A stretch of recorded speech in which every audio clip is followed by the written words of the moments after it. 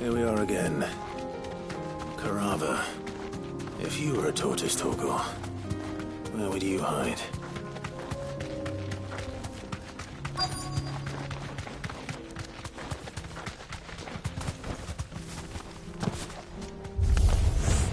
It looks like we found him.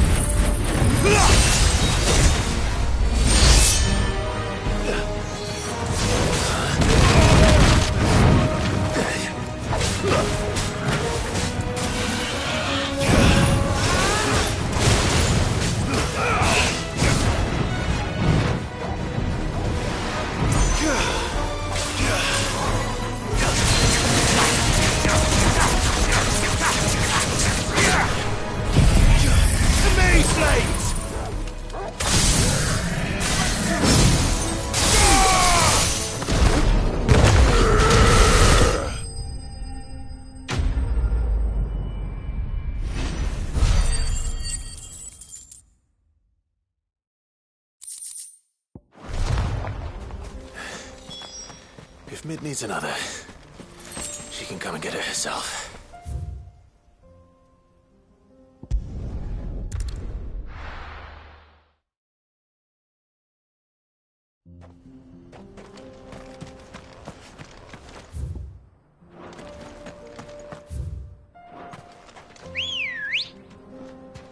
Come on.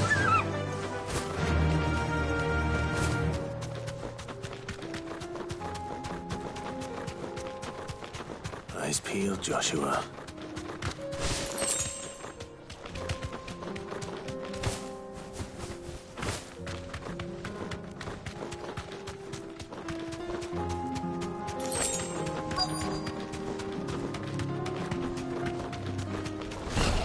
There it is. For House Rossfield.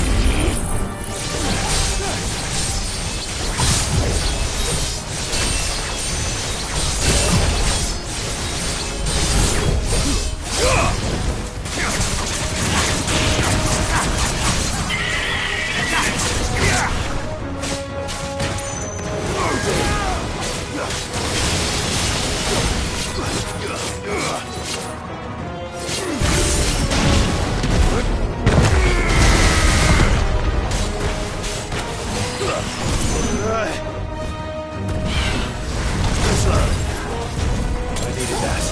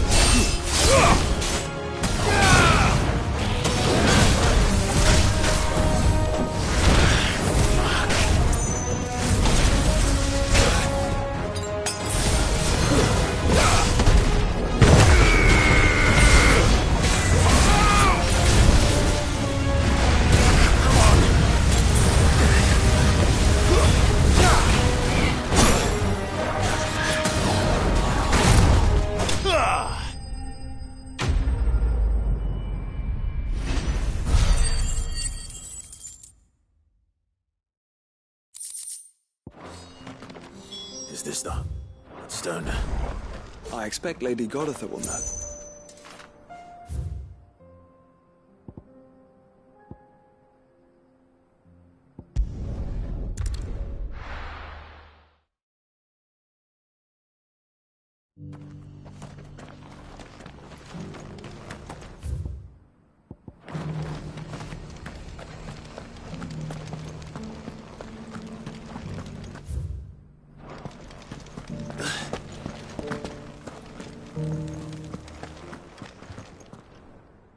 Thank the Founder you were safe.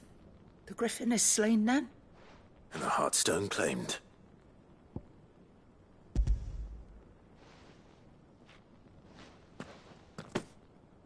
Yes. This radiant luster, like frozen flame, it is just as your father described it. Thank you, my lord. Your grace.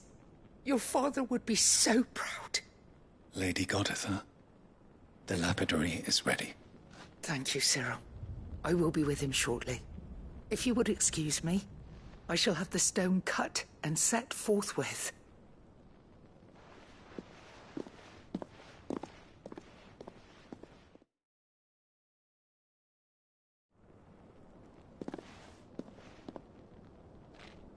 The armbands are complete. Pray, take them. They are yours, after all. Heartstone is harder and more enduring than garnet, or even ruby. It symbolizes unwavering will and devotion. And the graven vines encircling the stone represent the unbreakable bonds between you. It's a message. Father knew we had enemies both inside and outside the duchy. Enemies who would thwart his vision. Only with unwavering devotion would it ever be realized. And only if we stood together, as Phoenix and Shield, as brothers in arms. Only then might those enemies be overcome. Indeed. His Grace knew the enormity of the task he would entrust to you, his heirs. But this was more than just a message. It was a promise. That he would always be with you. Thank you, Lady Goditha, for remaining the steadfast custodian of our father's will. Forgive me, my lady, but there is something I don't quite understand. The Undying told me that after Father died, Mother claimed all of the ducal treasures for her own. Even if the armbands were incomplete, she would surely not have overlooked them. So, how were you able to keep them from her? Because I was the keeper of the vault. Though I was but a lowly servant, your father spoke to me of his intentions for the bands, of the deep love he had for both of you, and his hopes for your future. In the days before the disaster at Phoenix Gate, I discovered that the Duchess had ordered her jewelry be sent away from the castle. It was then that I knew she meant to betray us. I tried to warn your father, but it was too late. When word of the fire reached Rosalith, I knew my time was short.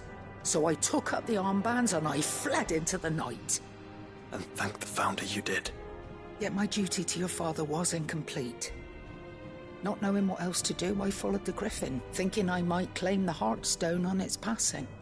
And so my pursuit continued, until Lord Cyril appeared before me. He informed me that His Grace's will had been recovered, and that his sons were alive and well.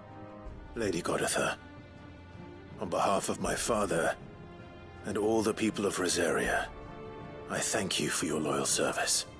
As do I. Thank you, my lord. Your Grace, for coming back to us, for giving my service meaning.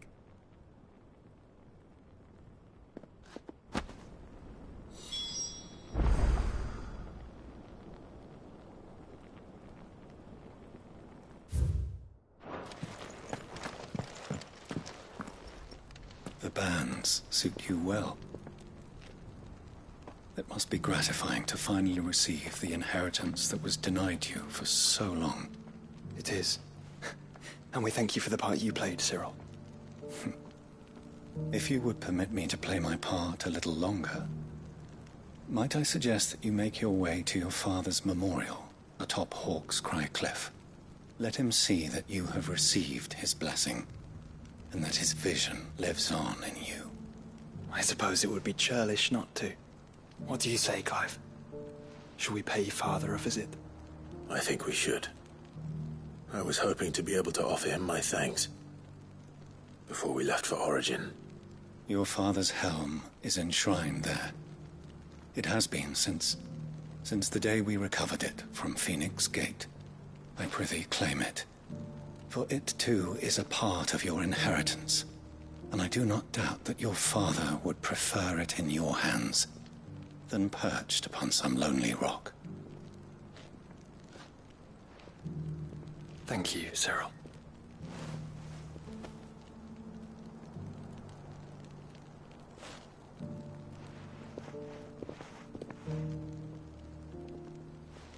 Come on, Clive. He's waiting.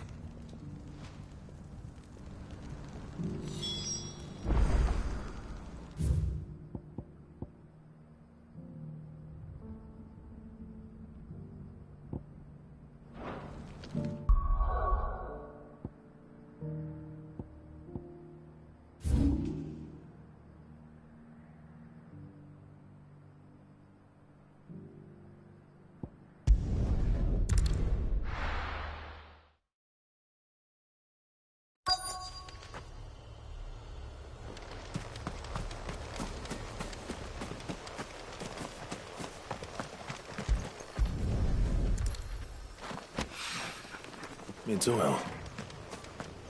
After what happened here, it's a miracle there was any left at all.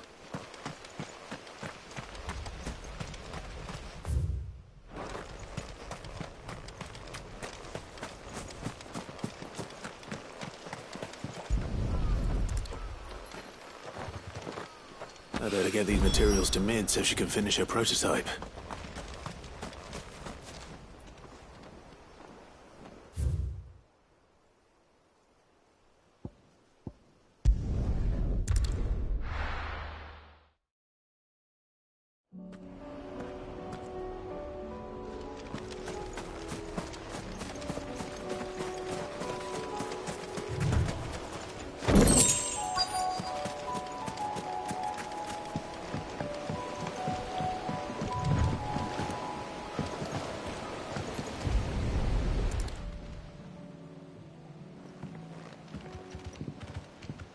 It's still here.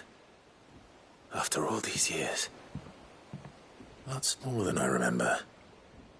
And you're a lot bigger. You might have to swim, boy.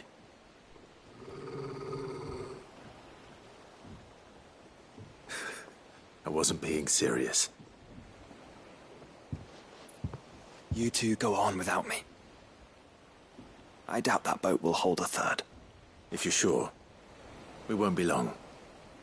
Hop in, boy.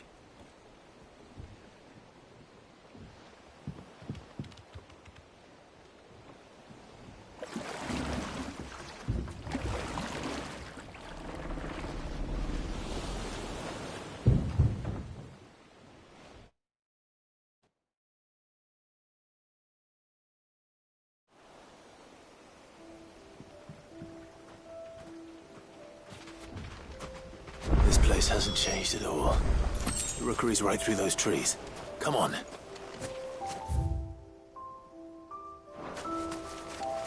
Race you there? I bet I could still beat you.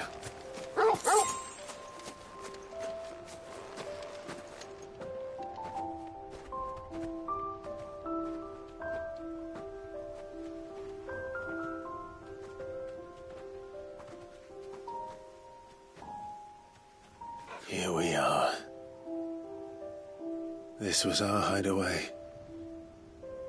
Wasn't it, Torgal?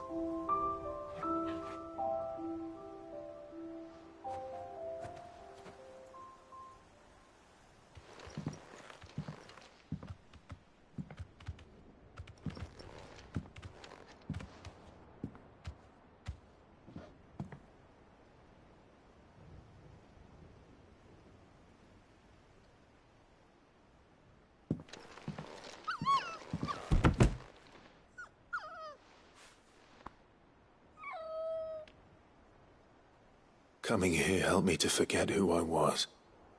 Or wasn't. Prince, shield. Son his mother could love. Had I been any one of those things? Perhaps.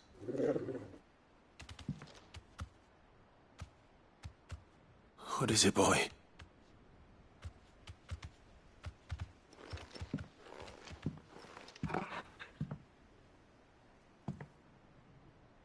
This is all from the castle. In Phoenix Gate. Did you bring these here?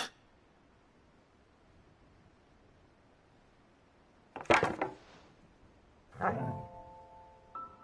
sparring sword.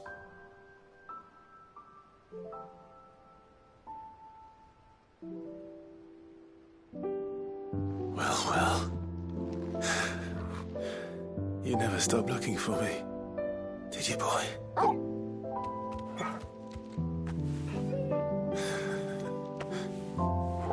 Thank you, Torgal. For never giving up. For never forgetting.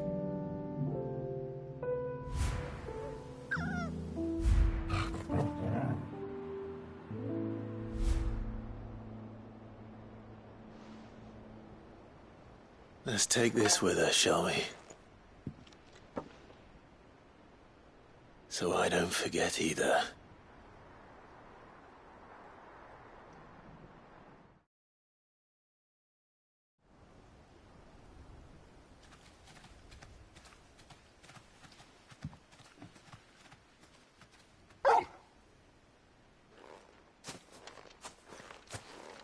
That's not the way back to the boat, Torgal.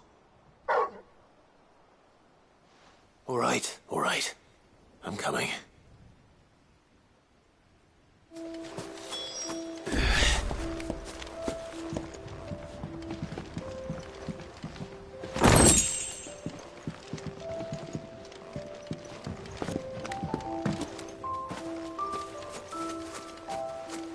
I think I know where we're going.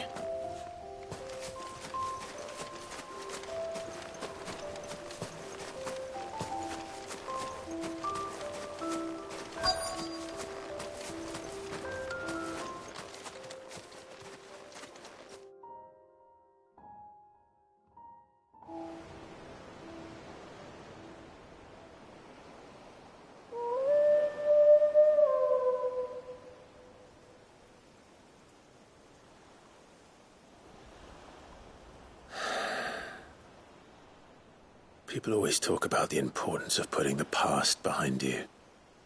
But without it, we wouldn't be who we are today. And we certainly couldn't steer our way to a better tomorrow. Come on, Torgal. Let's go home.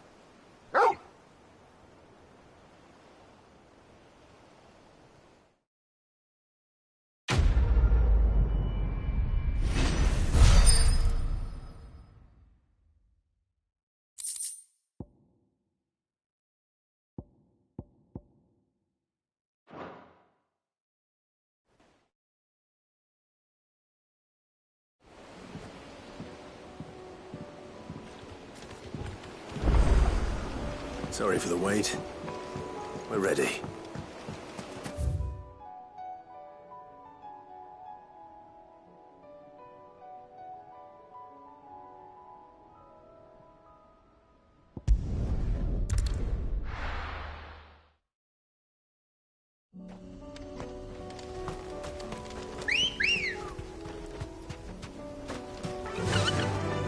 Fly, Ambrosia. Unwavering will and an unbreakable bond. Do you really think we're strong enough?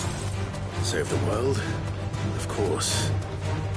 To have overcome Father's political enemies. Of that I'm less certain. Especially knowing what we know now. What Mother was truly capable of. But perhaps these bands would have helped. Knowing he was with us would have... It's just back there.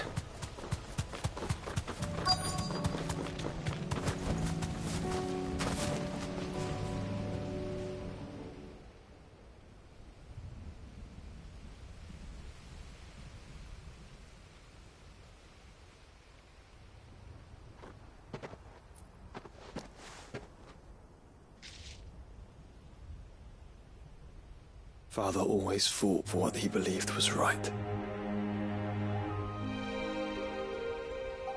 It wasn't until that night at Phoenix Gate that I realized I had never fought for anything. I always had someone else to do the fighting for me.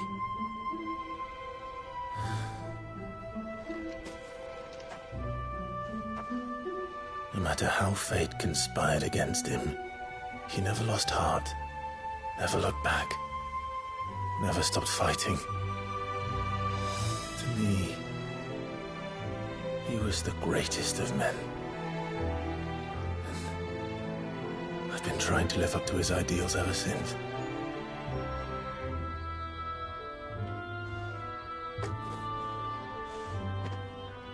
We all have, Clive. We all have. And we'll keep trying. Because that's what he would have wanted. What he would have done himself. Even if it meant standing against the very gods in the heavens. I shall be borrowing this, Father, if I may. That you might watch over us as we follow in your footsteps.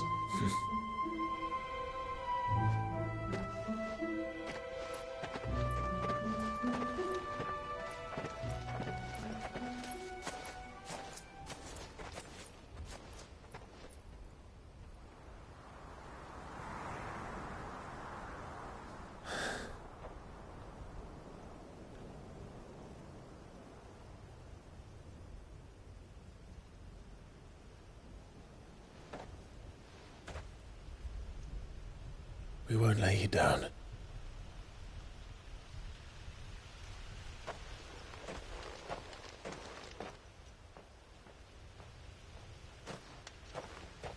Onward then.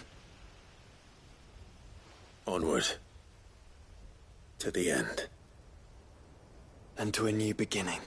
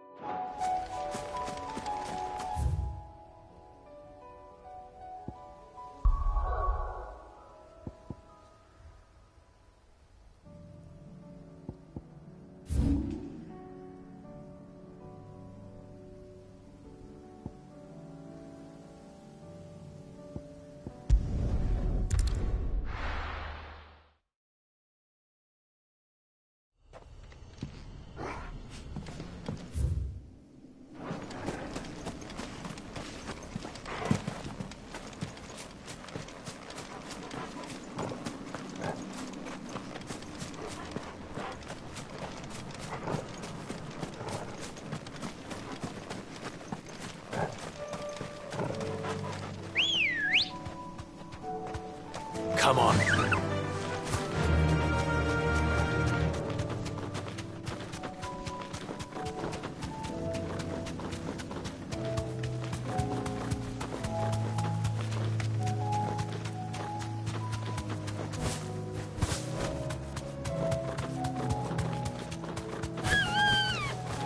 No need to ride from here.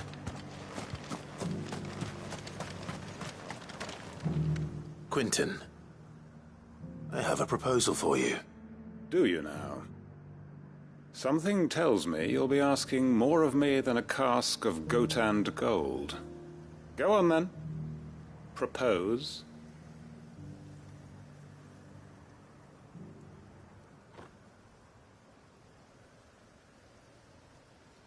You'd have me convince the chiefs and chamberlains of the realm that they should simply swallow their pride and do the one thing that has proved impossible for thousands of years.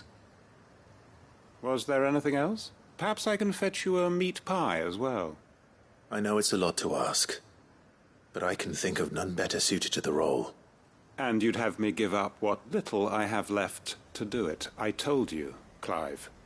The people of Lostwing are my family, and I cannot abandon them. You'll have to find someone else. I'm sorry to hear that. So am I. And why might that be? What he's asking. How's it any different to what you've done so far? They want you to speak for those who can't speak for themselves. That's what you do best. If it's the vineyard you're worried about, we'll see that the grapes are picked and the tons filled. You know we will. It's not that. Then what is it? You said yourself we're family. Don't you trust us? You know that's not what I'm... Then what are you saying? That only we are worth saving? Why turn your back on everyone else? You convinced us we could build new lives for ourselves, and if you can do that, who's to say you couldn't convince the entire realm? A stirring argument. I fear that any rejoinder I make might fall somewhat flat by comparison. So you'll join us? Where do you need me? Field Marshal Havel will want to speak with you in person. He's currently in Port Isolde. I can arrange for a party of Cursebreakers to accompany you there. That would be very much appreciated. I hear the roads are far from safe these days. Hopefully not for long. My uncle will want to know that his plan is taking shape.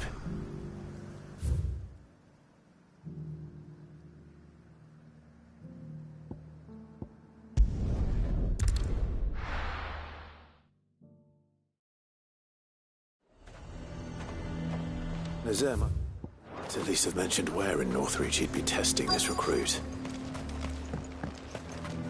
I've nerve. Well met, Sid. This is the initiate. Ember, present yourself. At your service, Master. Please, just Sid. There are no masters here. Your life is your own. Oh, of course. Thank you, Sid. The sergeant says you'll be evaluating me at my trial. To become a scout, yes. You are aware of the dangers inherent in that role. I am. But I swore I'd face them. Just like the man who saved my life. And who would that be? Gav. It was him who found me and freed me. No magic, no support, just one man and his nose. Came and sniffed me out. It taught me what one man can do if he puts his mind to it. And I've been training ever since, so that one day I can be someone's saviour, just like Gav was mine. I'm sure he'd be flattered. You clearly have good intentions, Ember. And it sounds like you're under no illusions. Stick to this path and you'll make a fine Cursebreaker. So, what? Have I passed? You haven't even started yet. Now listen.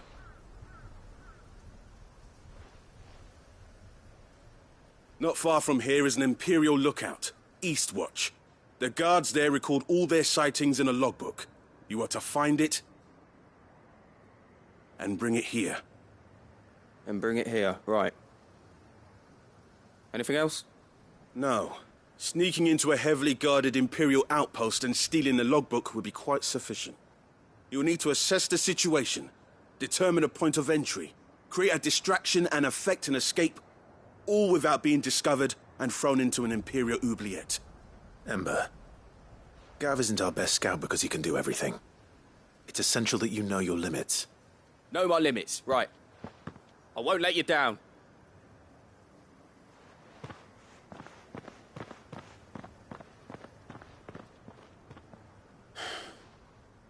It shouldn't be as dangerous as I made out. But keep a weather eye on him all the same, would you? On my way. All right, Ember. Impress me.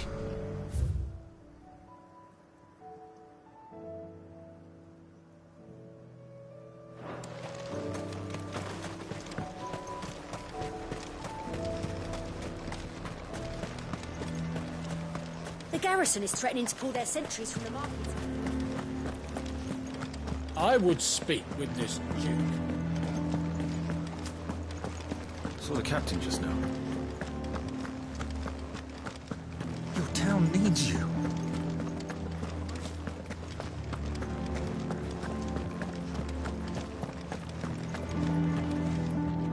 Do you have a moment, Clive? What is it? It's the Duke, unsurprisingly. His Eminence has assumed full control of the garrison and put every able-bodied man to work on the fortifications. The town was left all but unguarded, so Philippe was compelled to form a citizens' watch to fill the void. And though my dear boys have been characteristically willing to assist him in this, they want for bodies. So I was wondering if you would lend them your strength, that the people of Northreach might sleep easier, if only for a few nights. Of course. Whatever you need. Thank you, Clive. What would I do without you? Philippe told me he had men stationed at... Where can I find the mistress of this establishment? Here, my lady. To whom do I have the pleasure of speaking? My name is Sabine, and it is my displeasure to be the daughter of the Duke of Oriflamme, who I understand is causing you and your town no small amount of trouble. I wish to speak to you about what might be done. Very well. Let us speak. I trust you'll forgive me, Clive. Absolutely. Our conversation can wait. Please, proceed. As you know, my father is a most overbearing and supercilious man, and I join you in objecting to his every action. Indeed, I owe you my thanks for continuing to argue against his reckless plans. Yet I fear he is not one to be swayed by reason. No. He must be made to face the consequences of his actions. And who would make him do this? I would. Myself and several other like-minded individuals. Were you to join us, we would surely have the strength to drive him from Northreach for good. Does that not seem a trifle... drastic? Drastic action is precisely what is called for. Unless you are content to see your people downtrodden and dispossessed. My father would have it that citizens exist only to serve the Empire. That they should be forced to make every sacrifice to ensure her revival. But he is wrong. It is not the people who must serve the Empire, but the Empire who must serve her people. He's always been like this. Scornful of the opinions of anyone he judged beneath him.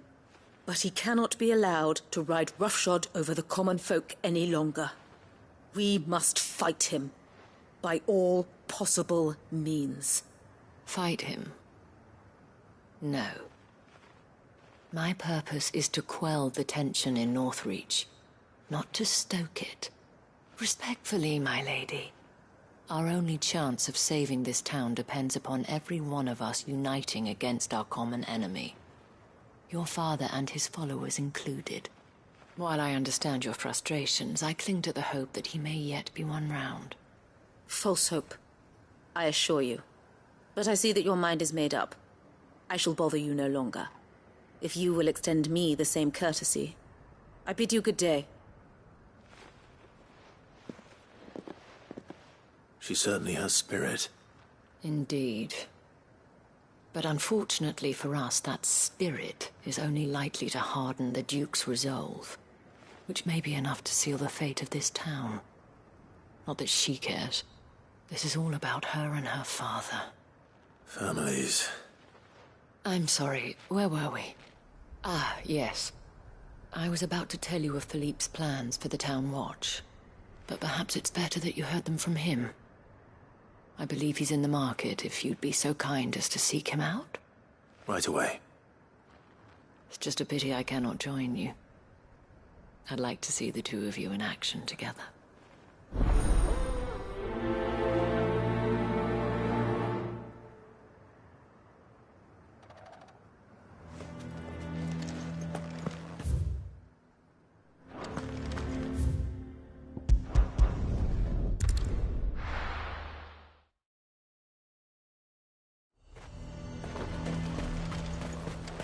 He'd have our coin, our stock and our stock.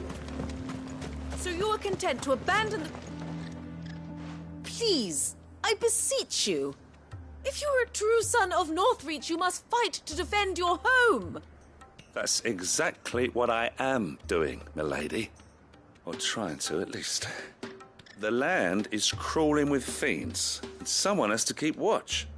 Even when our true enemy is hiding in the garrison? Fine. You're not the only able-bodied man in Northreach. Thank you so much for your help.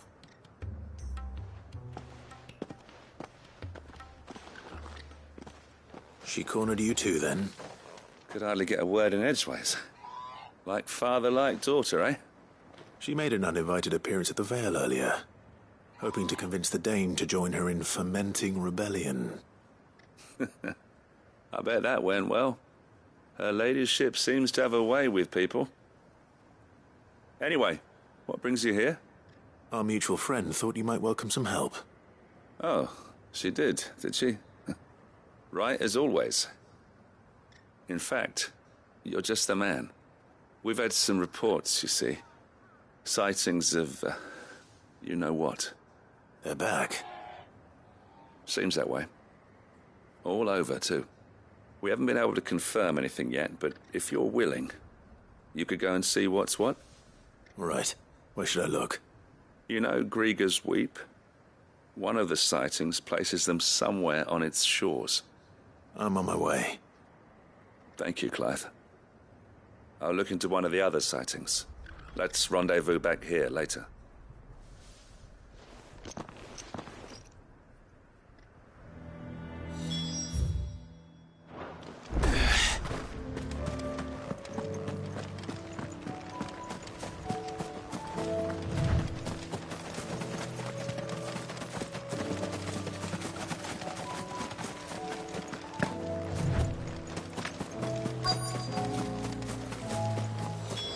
Damn it.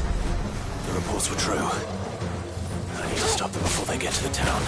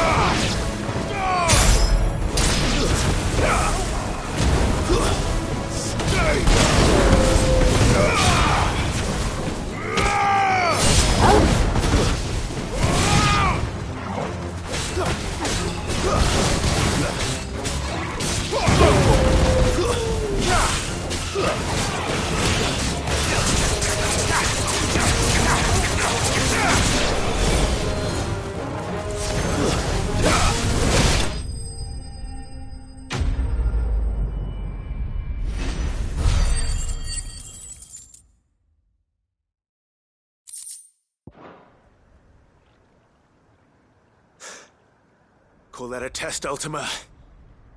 Clive, it's me. Are you all right? I am. But it seems the reports were true. The thralls have returned.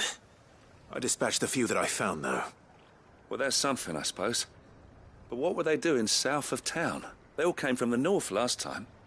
We might be able to fend off an attack from one side or the other, but from both? Do you have eyes in the north? Some.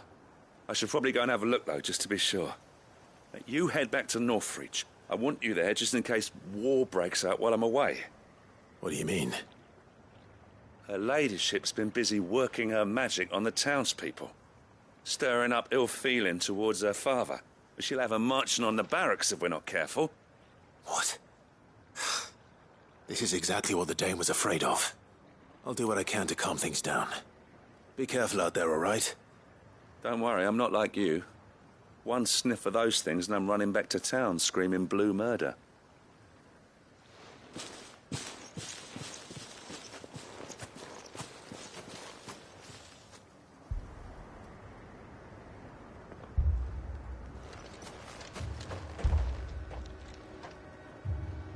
Do you not see, Father?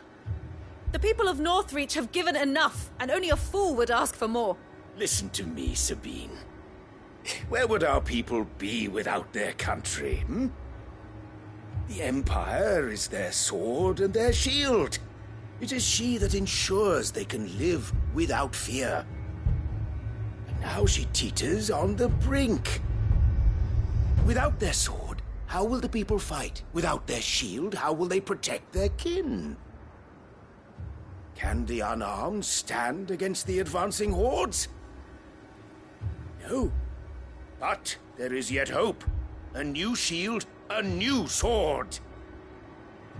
A new empire. We can rebuild Sandbreck, just as Great Griga wills it. Perhaps we could, Father.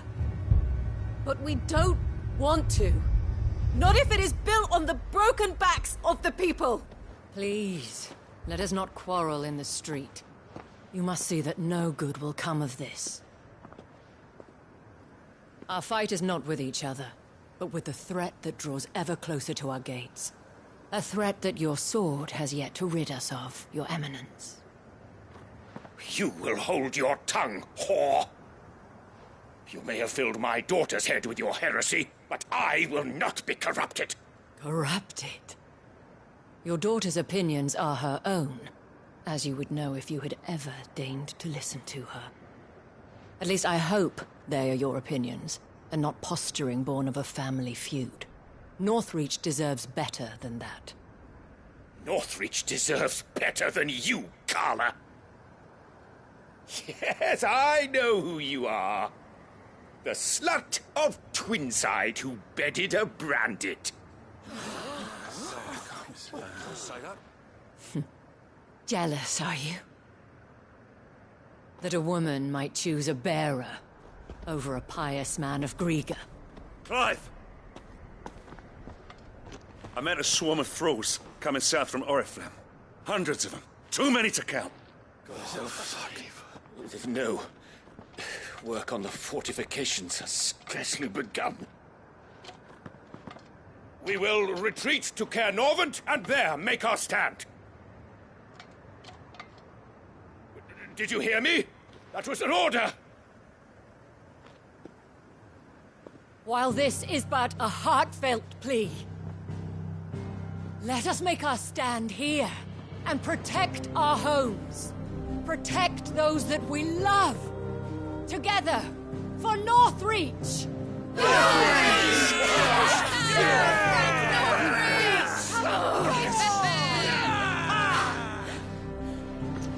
You heard the dame. What are we waiting for?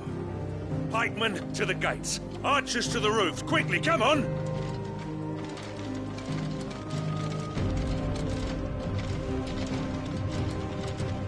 But she is but a common... whore, yes. And we'd follow her to the gates of hell.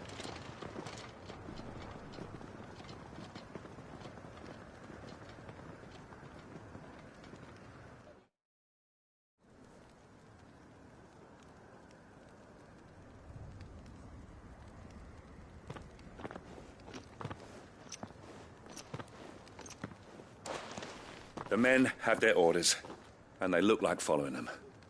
I got them spaced out at regular intervals. Whichever direction the thralls strike from, there'll be someone there to meet them.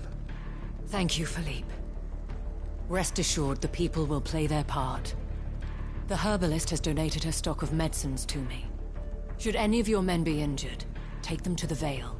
We'll see to them there. Thank you, milady. I will. I'll play my part too.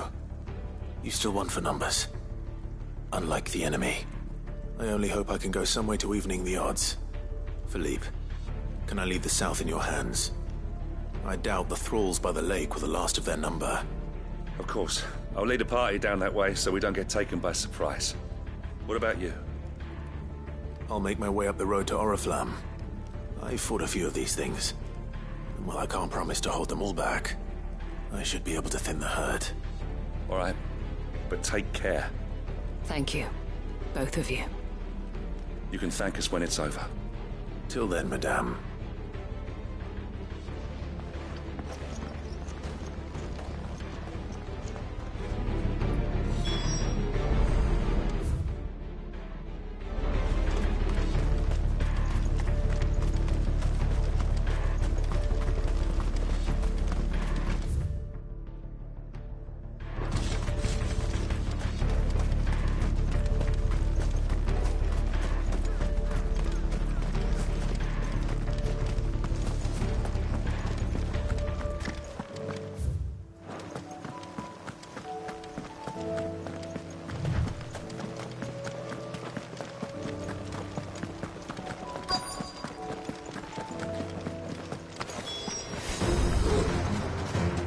So many of them. Not for long.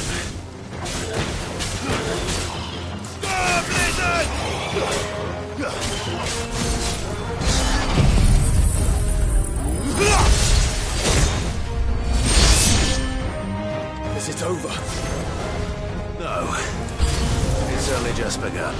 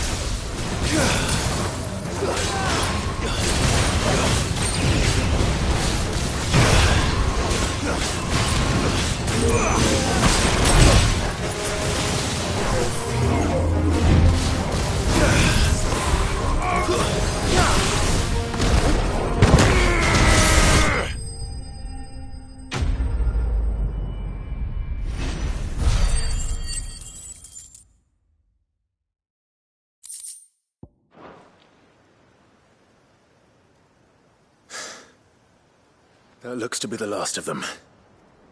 I wonder how the others fared. Better hurry back to town. Come on, Torgal.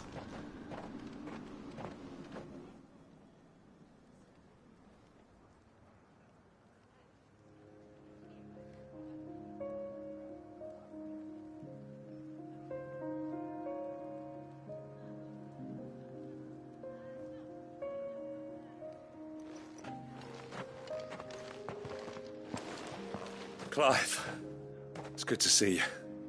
And you. The road to Oriflamme is clear. How did you and your men fare? Well, we ended up fighting for our lives down by the lake. Took a few nicks, but nothing the girls of the Vale can't put right. Glad to hear it. Well, it seems we've survived.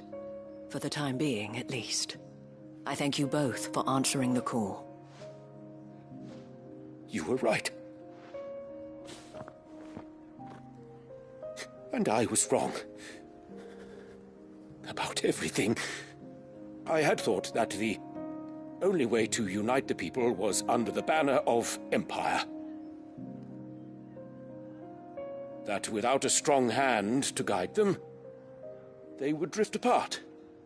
To be borne hither and yon by the eddying currents of fate. But you brought them together. Not by force, nor by the exercise of goddess-given authority, but by simply being one of them. By knowing what they feel, because you feel it yourself. Our purpose was ever the same, Your Eminence.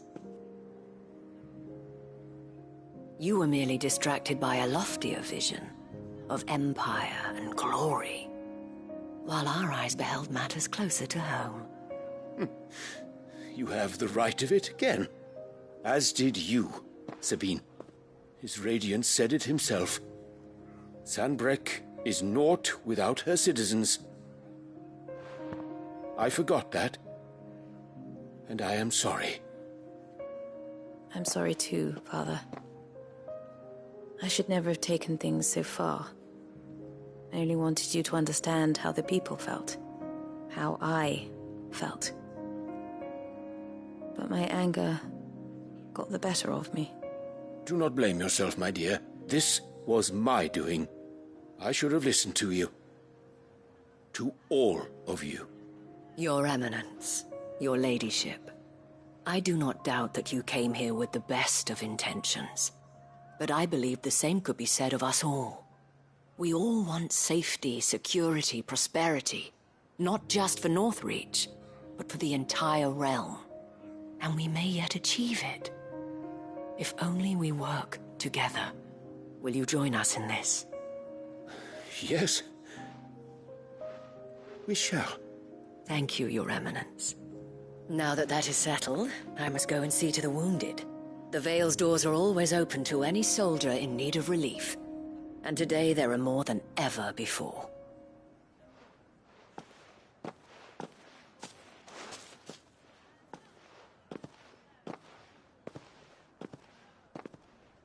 Madame Isabel is a rare soul indeed. In these dark times, I see that it is not men like me who should lead the realm, but women like her. You're right. If only I'd listened to her when I had the chance. Forgive me for saying so, milady, but you still do. The dame said it herself. We can turn things around. We just have to work together. And that goes for you, too. You're one of us now. One of you? Well said, Captain. Let this be a new beginning. Not only for Sanbreque, but for us. Well, since there's nothing more to be done here, I should see if Isabel needs any help moving the wounded.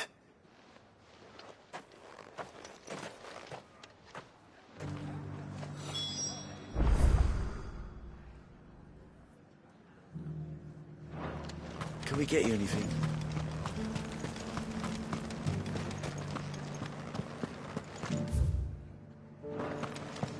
There's no need to worry. I saw several soldiers being carried to the Vale.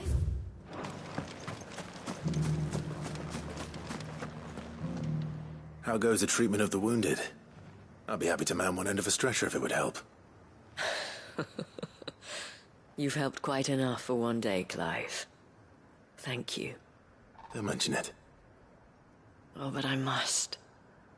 After all you've done for this town, it is the very least you deserve. Tell me, if Northreach had fallen, what would you have done? A woman of your means could find a home anywhere in the realm, but I sense you would rather have died here. It's a long story. For you, madame, I have all the time in the world.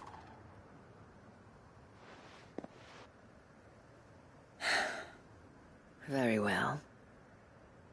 Long ago, I had a life in the Crystalline Dominion. I was Carla then, courtesan to the nobility. So sought after was I that it was only they who could afford my time. Alas, those halcyon days were not to last. For naive as I was, I fell in love with a bearer. He was my master's guard, the gentlest man I have ever known.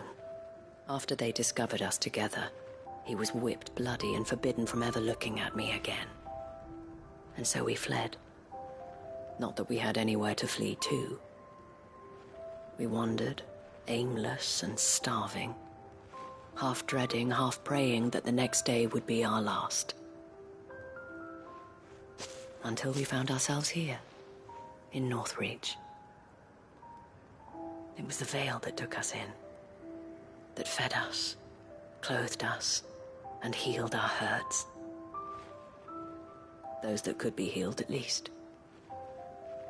My love was already too far gone. He passed away. He did. Not long after we arrived. But at least we were able to share a few moments of peace before the end. It was the greatest gift I have ever received. But the generosity of this town and her people did not end there. The men and women of the Vale supported me through my grief. Shared in it, though I was still a stranger to them. They treated me like a sister. And so I swore that I would always do the same. That I would return the kindness that Northreach showed me. That I would repay my debt to the Vale.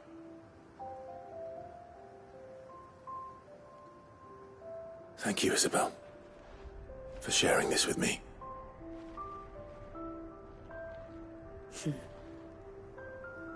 You're a lot like him, you know. Perhaps that is why I have such a soft spot for you. Never stop fighting, Clive. And I shan't either. I know that it will not be easy to keep Northreach together. But our efforts will be rewarded. Just look at us now. The people, the soldiers, even the Duke of Oriflamme and his daughter. All united in defense of this town that we have come to call our home. And what of you? Can we count on your support too? Always.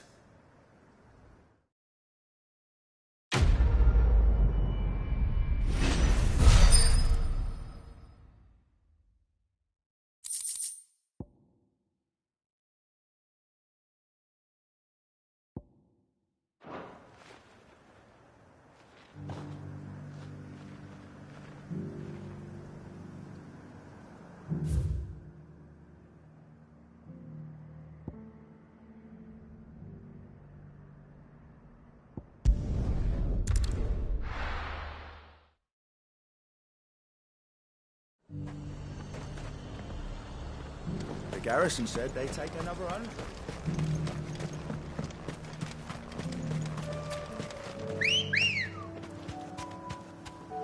Good girl. Faster!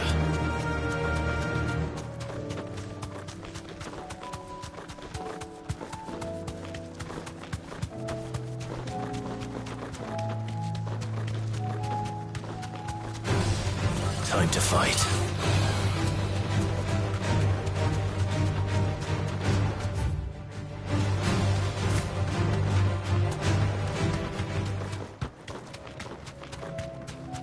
These are clean kills. Perhaps young Ember really is ready. Or maybe not.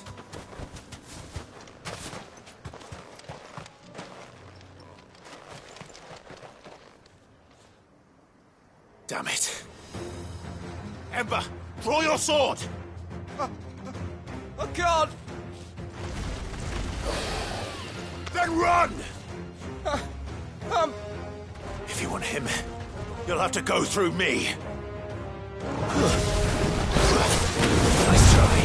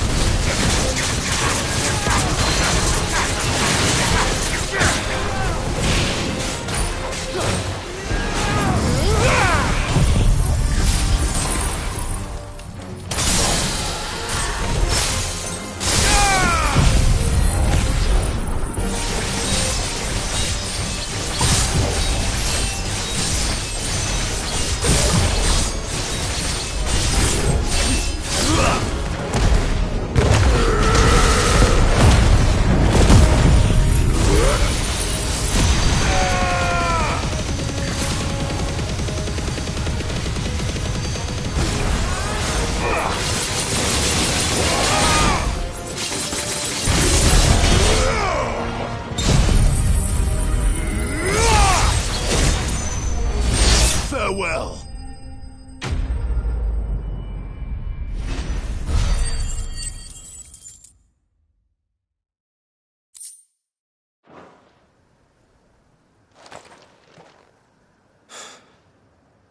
Ember, are you...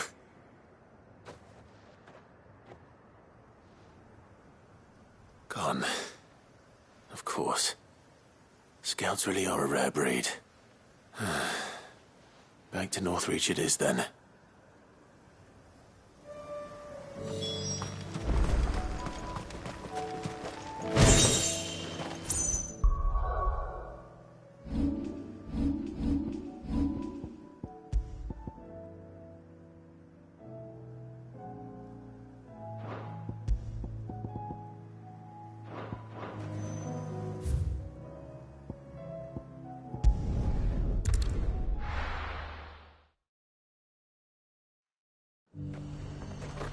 The garrison said they'd take it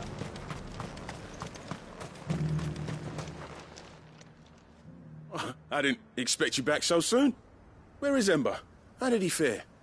I thought I'd find him with you. He must have fled. I followed him to Eastwatch, where I found him being set upon by a wild Avis. He was just standing there. Didn't even draw his sword. I had to step in and take care of things. But by the time I had, he was nowhere to be seen. I assumed he'd set off in your direction, but apparently not. Oh, I'm sorry, Sid. I knew the boy had a nervous streak, but he seemed like... The right man for the job? I believe this is the logbook you tasked me with retrieving. Eh? How did you... Don't you tell me you breached the tower while Sid was busy saving your skin. What? Wasn't that what you asked me to do? To bring the thing back without getting caught? He has you there, Nazaire. And he did it all on his own. But Sid, he did what he thought was best. And now I have to decide whether I agree. Of course. We'll await your evaluation back at the hideaway. Don't you leave my sight. Yes, Sergeant.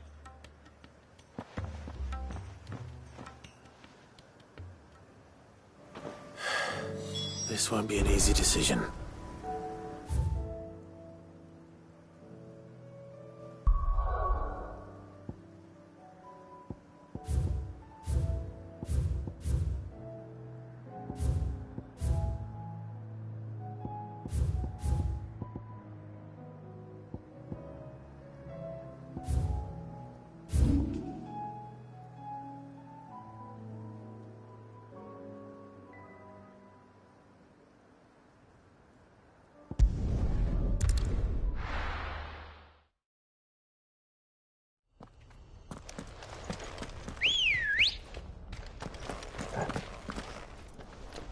Ready, go?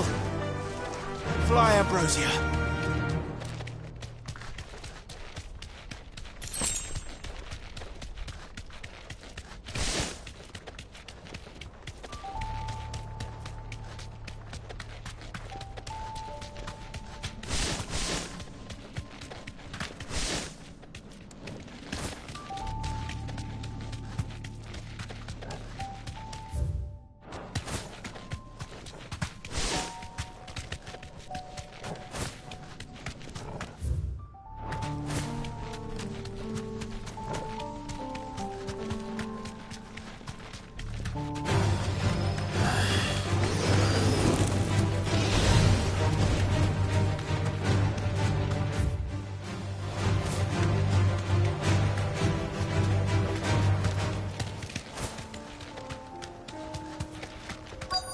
Might this be Nickelberg?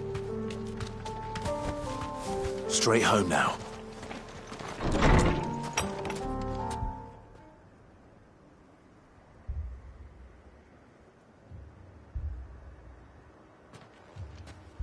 These people aren't turned. And the village seems safe enough at least.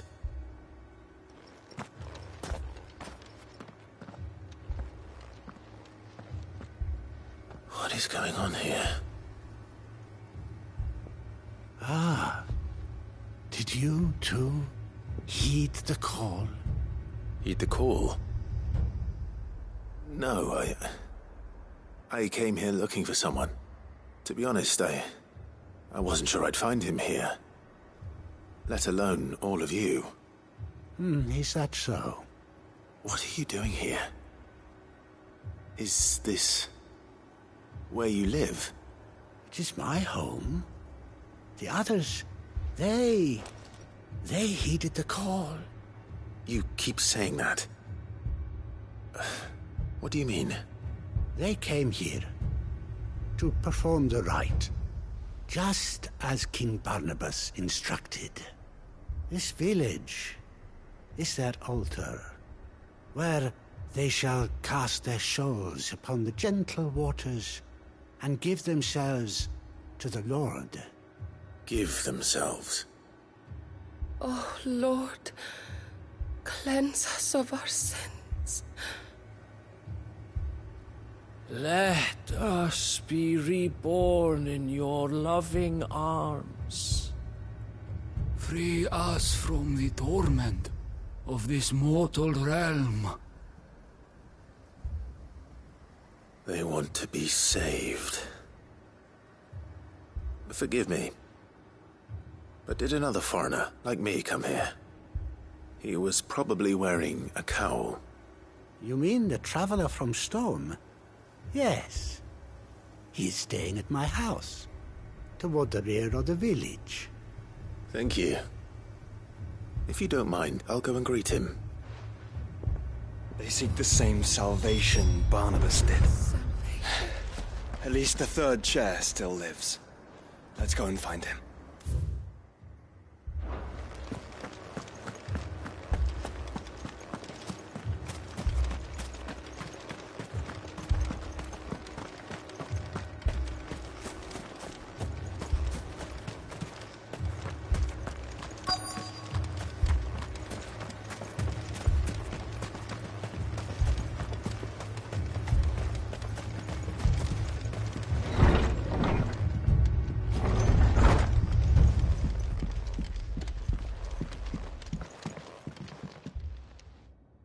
Excuse me. Are you with the Undying? I am. And so it would appear, are you? Lord Rosfield, if I am not mistaken. That's right. And you must be the third chair. I am. Cyril was worried for your safety. He sent me to find you. Then I must apologize. I did not mean to trouble the bearer of the burning quill. Much less you, my Lord Marquis. He said that you had failed to report. Is there a reason for that? I came here to study the followers of this new faith. But the more I learned of them, the more my own faith began to falter. You have seen them at their prayers, have you not? They devote themselves to the veneration of their Lord with a fervor I have never seen before. Praying night and day that they might be rid of their wicked wills and reborn in their Saviour's light. Not that they might be granted respite from their worldly woes, but so that they might continue to serve him. Serve him with all of their beings. I, too, swore to devote my life to the service of my Lord and Master, but this... 'tis different. It is more. And so I would see it through to the end. see these people safe, that they might achieve their dream, that they might do their duty to their lord, even if it should keep me from doing my duty to mine. You do understand what their dream is, don't you? I do, my lord. They would cast aside their wills and become a Kashik. I know that it may be hard to believe, but to these people, that is the very essence of salvation. Forgive me, my lord, but I must remain here. If you are to return to Master Cyril, I would consider it a great... Did you hear that, my lord? Something is happening. I'll go and find out what. Stay here.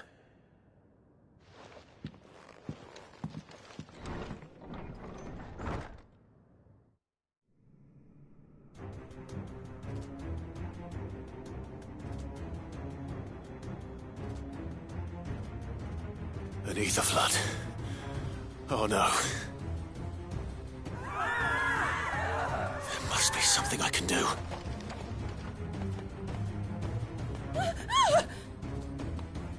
Echoes as well. Found her. Ready, brother? Ready.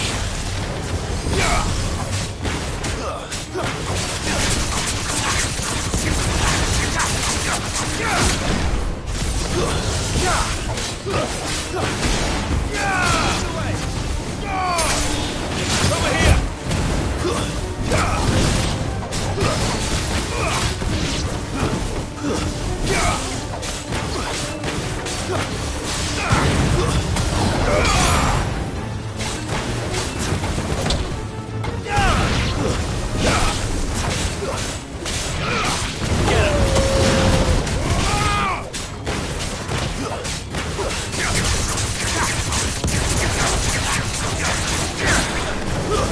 Stay down!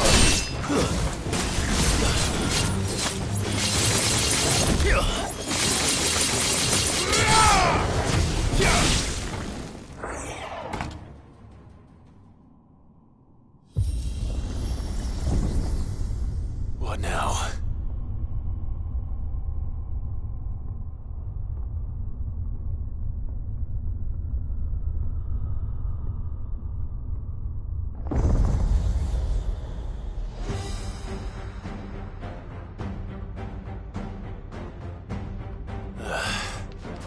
We meet again.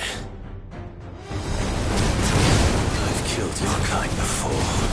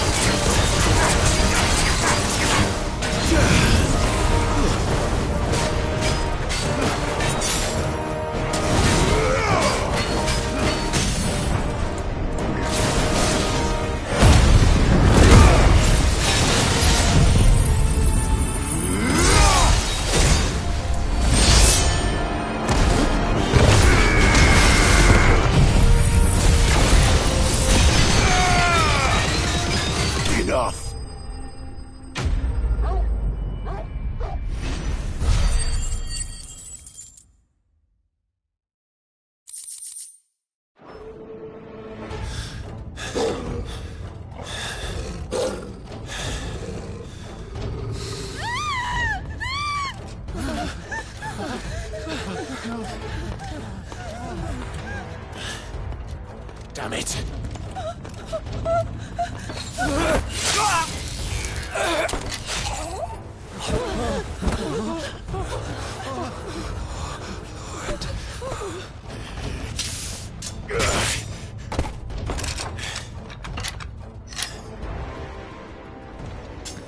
Don't you die. Come on, speak to me. I had to save them, that they might have a chance to find true salvation by devoting themselves to the service of their Lord, just as I did when the Undying plucked me from the gutter and gave me a cause to believe in. A duty to serve was everything to me, and I would not deny them that fulfillment, even if they must become a Kashik in order to achieve it. Forgive me, my Lord Marquis. I did not mean to trouble you with this. My findings. Could you deliver them to Master Cyril for me? Of course. Your duty will be done.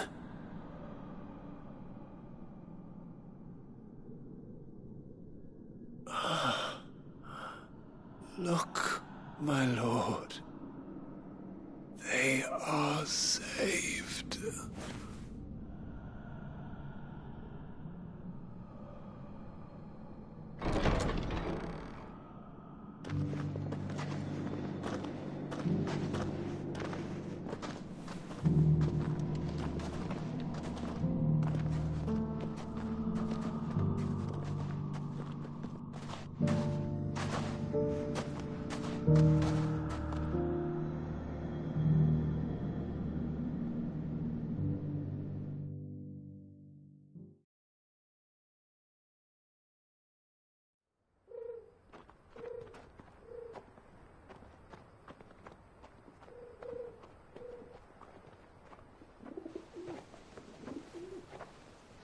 They are saved. Founder. I should get this report to Cyril.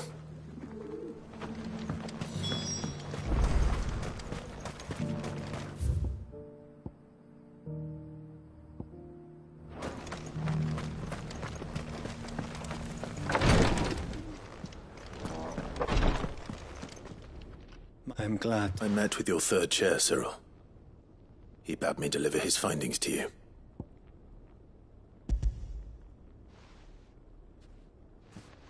Thank you, my lord. He remained in Ash? He died protecting the villagers from an echo. I buried him in Mickelberg. I'm sorry that I couldn't save him. If you could not save him, no one could. The villagers, they were believers in this savior cult. They prayed to their god that they might be unburdened of their wills. Then an ether flood came, and their wish was granted. Your brother sacrificed himself that they might live, even knowing that that life was death by another name. Then he perished defending liberty. A hero's end.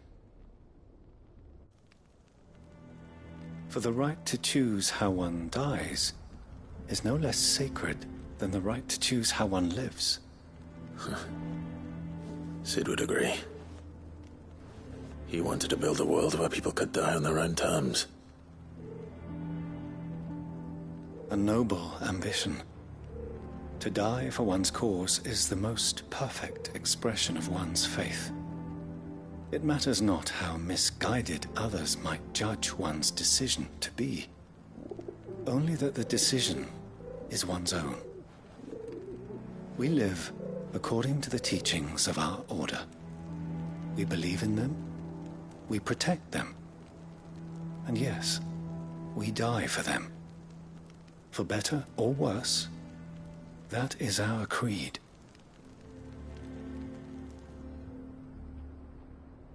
But he didn't die for your creed. He died to save them. And you still believe that what he did was right? I believe that he believed it was. We of the Undying are not slaves, but willing servants. And this was his will, the ultimate expression of it. All right. I'd like to know this man's name, Cyril. To know the names of all the Undying who've fallen in the line of duty. They died serving my house. It's only right that I remember them. That is my duty. Of course. I shall fetch the Book of Martyrs at once. My lord, it has been, and shall ever be, the greatest honor of my life to serve House Rosfield. Though our duties may differ, yours is no less important. I pray with all my heart for your success. And were they here, I have no doubt but that every one of my fallen brothers and sisters would feel the same.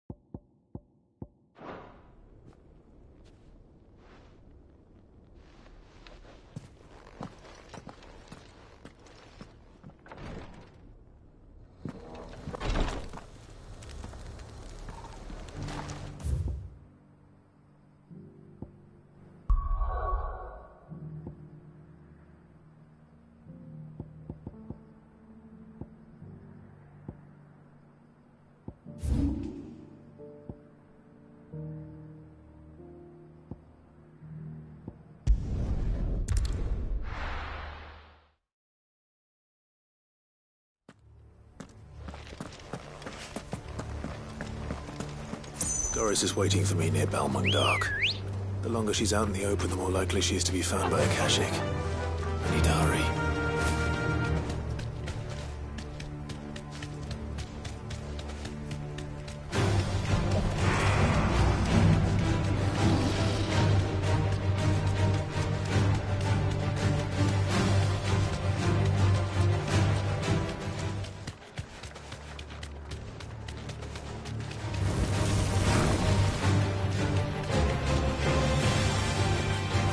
Safe.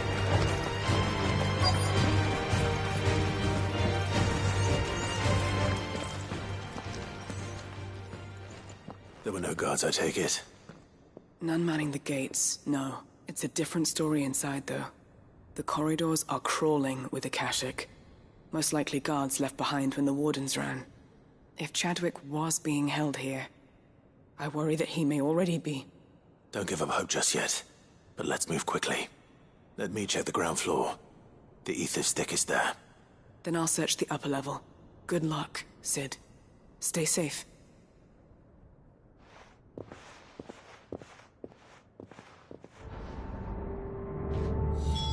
Just how bad are the floods inside the walls?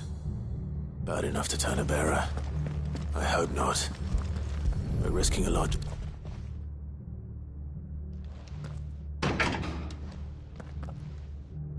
Locked up tight.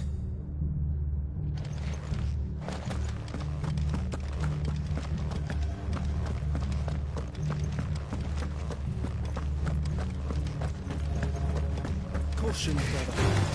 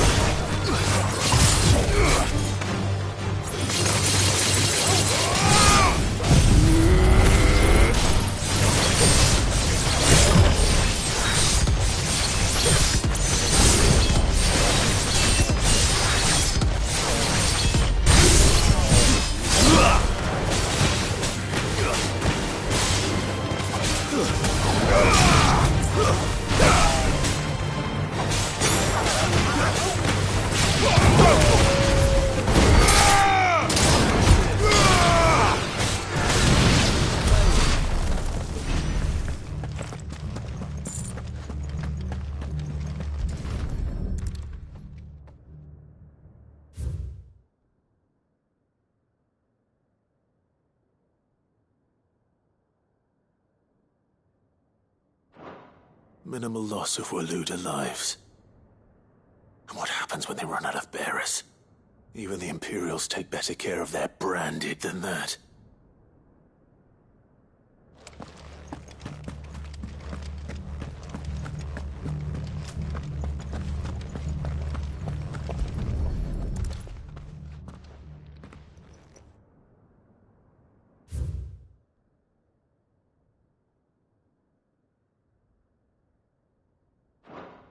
They were feeding bearers to it.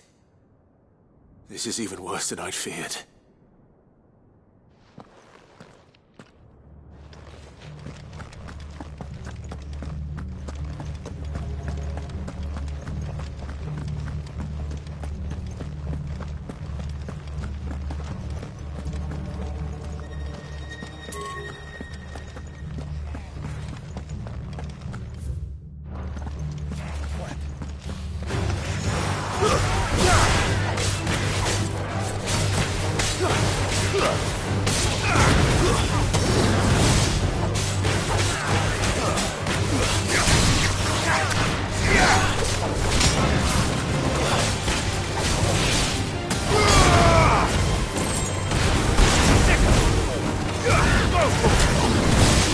It's over!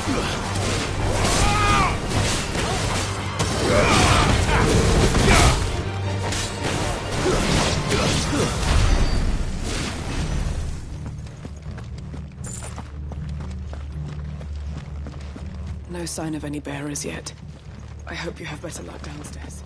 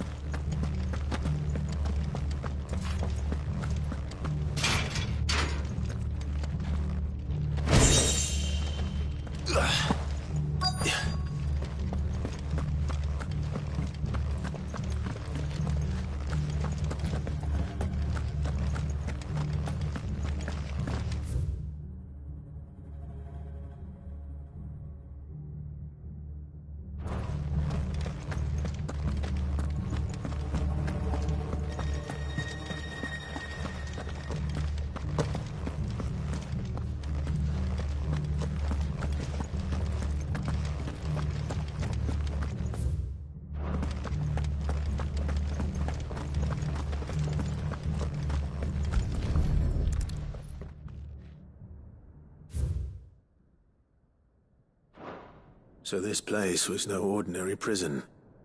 And I doubt they'll have taken the creature with them when they fled. Nothing but a Akashic down here. Hopefully things are looking better upstairs. I should go and see how Doris is getting on.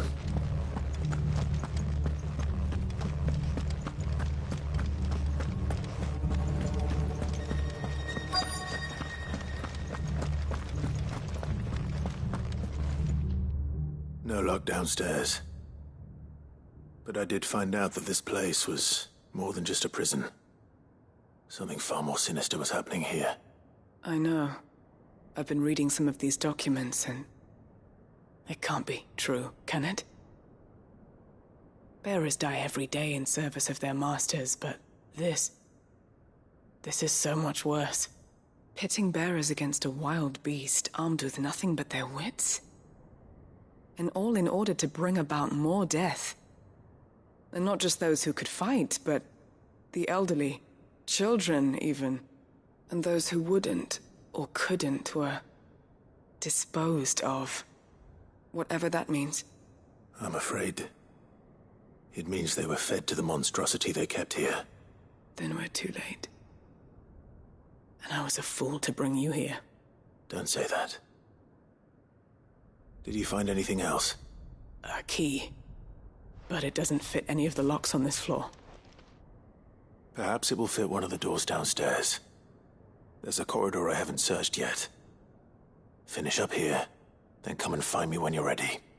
All right. I'll be there in a moment.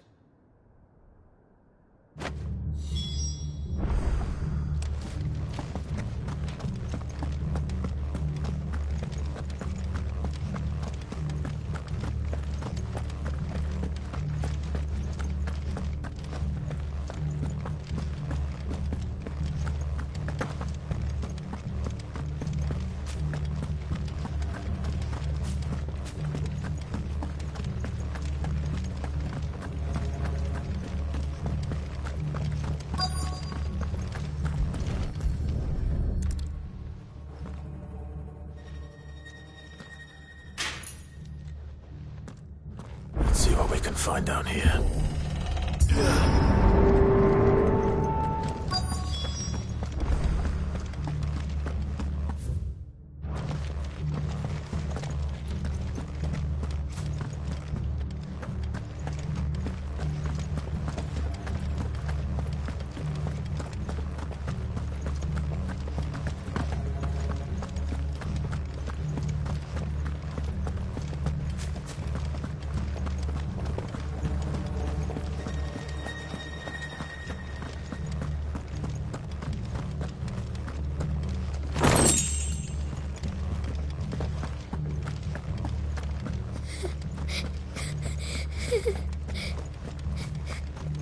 A survivor.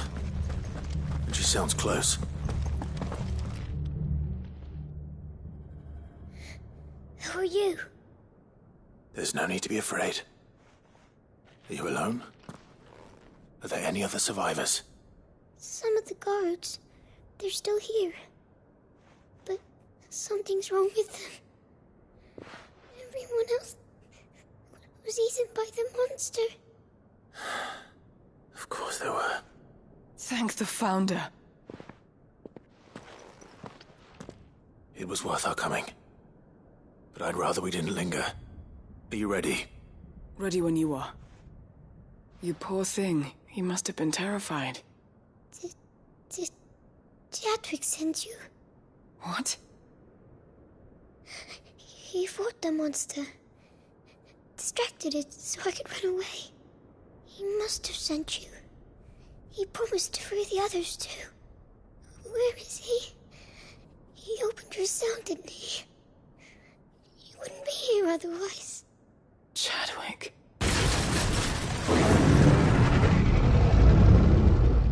Was that? Monster's back! Chadwick, help! We have to get out of here. Doris, keep the girl safe. All right. You put that bearer-eating bastard in the ground.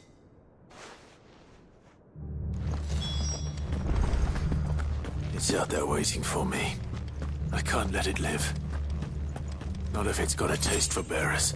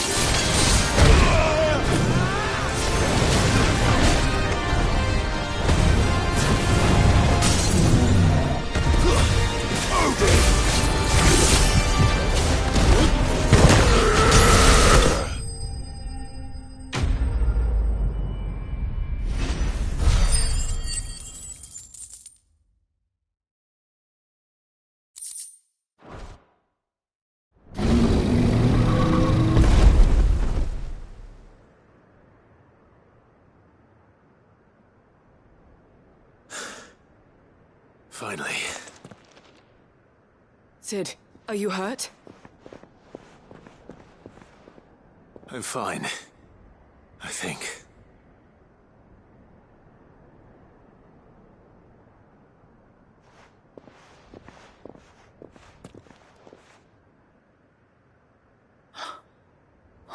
No.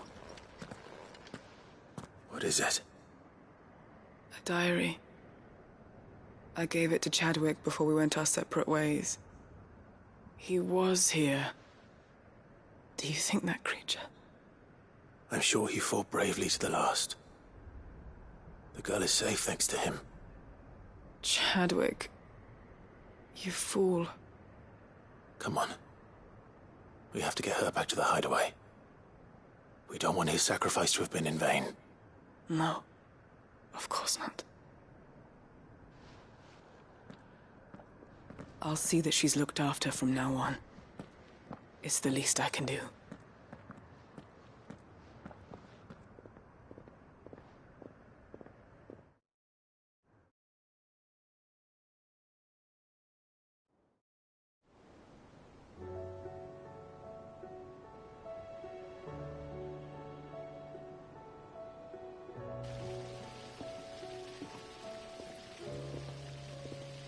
From what I hear, you've barely left the girl's side in days.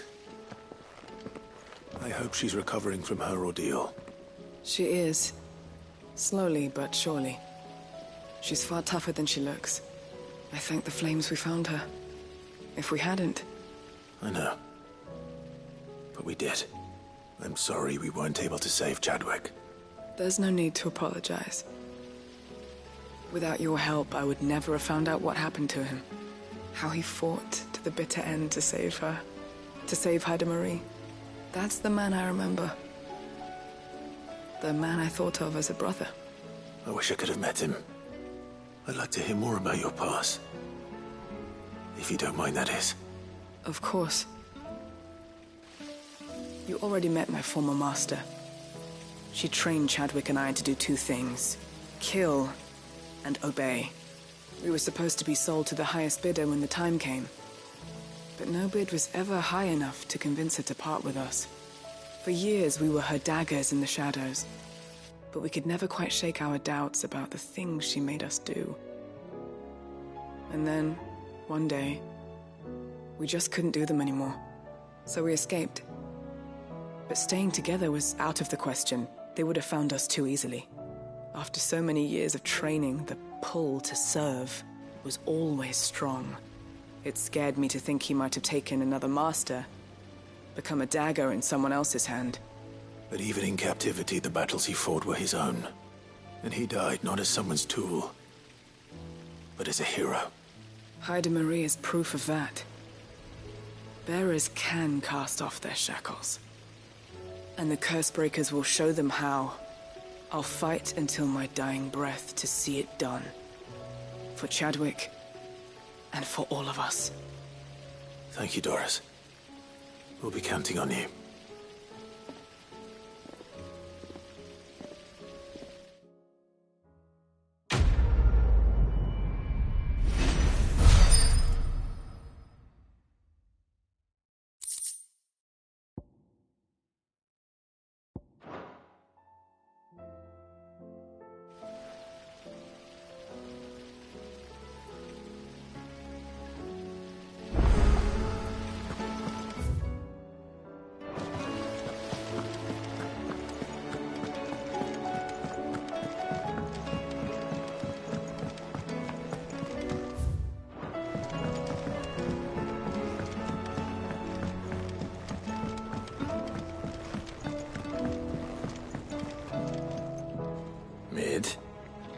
Tell me this is all you need.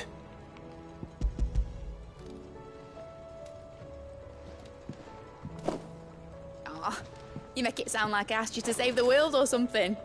Tell me this is all you need. It's most of what I need. After you left, I went over the figures again, and I realised I'd forgotten a 1 and a 0. And a cogwheel. Just a tiny one. Though, that's the problem. Gears that small are a bastard to make, and I may have lost the one Blackthorn spent a fortnight toiling over. Wait. The children. When they took apart your scales, there was a tiny brass gear. Now that I think about it, they didn't use it when we put the scales back together. The young'uns? But why would the... You know what? I don't want to know. I'll keep working on the model. You go and find that cog.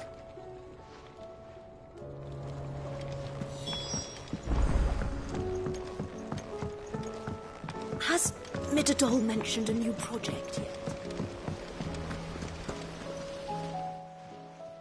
Sid! Is Mid still hiding from us? She wasn't hiding. She's fine. She's just busy working on her next project. A new invention? What is it? What is it? Is it an airship? I bet it's an airship! Do you think she'll let us help? That just so happens to be why I'm here. She needs something special, something only you three can provide. A brass gear. A tiny one. One that might fit on, say, a set of scales? Oh, the one you forgot! We remember! We saved it, just in case. It's in the bag of bits. Since your lesson, we've been disassembling, then reassembling everything we can find. All the pieces that are left over, we keep under our beds, just in case. That's good to know. Look! I found it!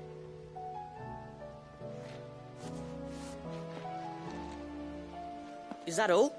Just the gear? We have more parts if Mid needs them. That's all for now. But I'll let Mid know about your hoard. Just in case. Thanks, Sid.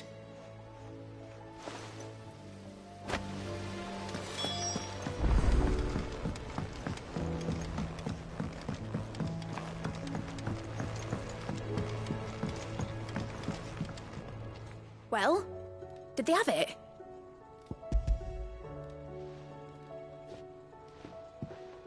They did.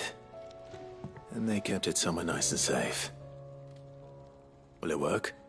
Will it work? He's perfect! You're a genius, Clive. What exactly are you going to use it for?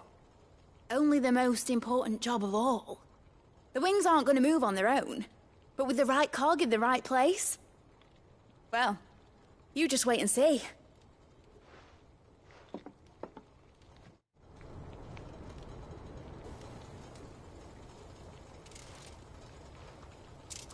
That should do it.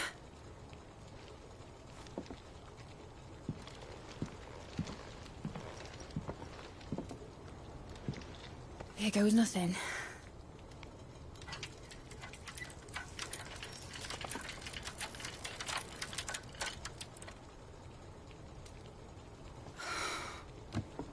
Titan's tits. It wasn't supposed to fly, was it? Of course it was supposed to fly. Wouldn't be much of an airship if it didn't. Honestly, these bloody engines are driving me mad. I was so sure this would be the day she soared. The Mithril engine was made to make dreams come true. But maybe this is one dream the world's better off without. Show folk how to take flying. It won't be long till they're raining death down on each other. People will lose their homes, children, their mums and their dads. Like I lost mine.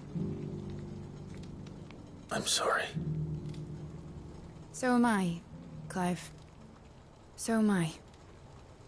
Sorry that I have to choose. Do I follow my head, or do I follow my heart?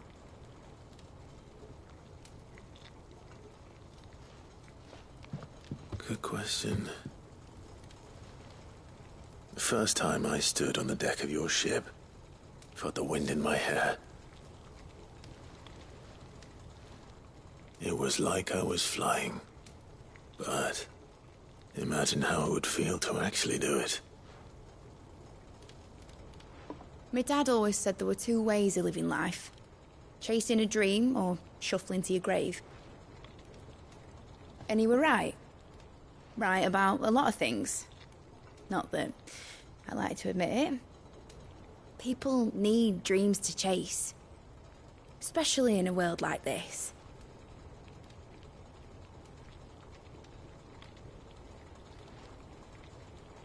Right. When this is over, I'm gonna take all my mithril engines to Zemeckis and sling them over the edge.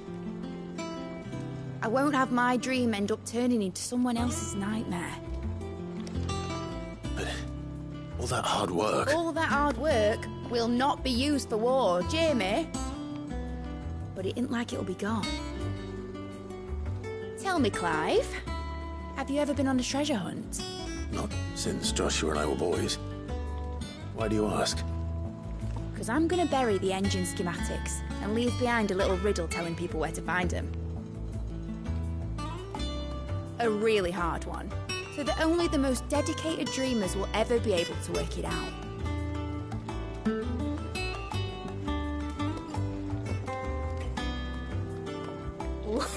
I can picture it now.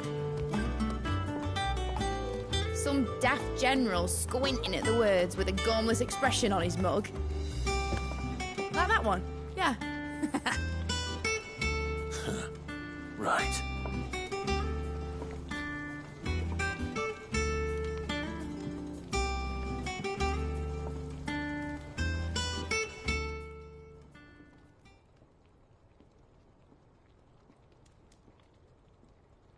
Of course, if I'm putting this engine at the end of a treasure hunt, I'll still need to make it a treasure worth hunting for. Won't be much of a prize if it couldn't even make a toy boat fly after all. My dad always said, dream big. But it ain't the size of a dream that's important, is it, Clive? Only that it's a good one. And I reckon I've got a fair few good uns left in me. I'm sure you do.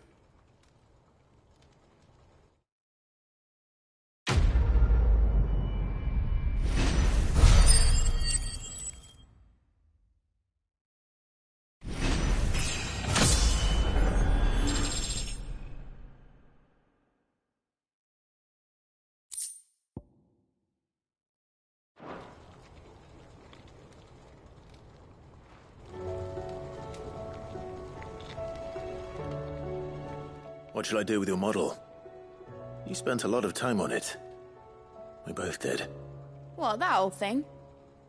Not healthy to cling to your failures, Clive. They'll weigh you down, you know. Sound advice. Still, I suppose my prototypes will probably be worth a fair bit when I'm as famous as Bart's the Builder. Seeing as you're always strapped for coin, suppose I can give it to you. Just make sure you get a good price when you do come to part with it. I'd say that was up to you as much as me.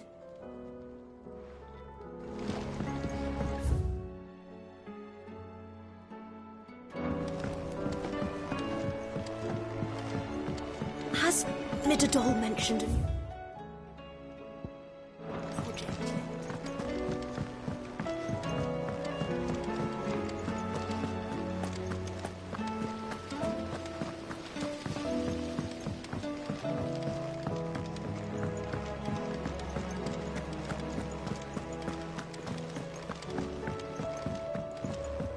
You should have.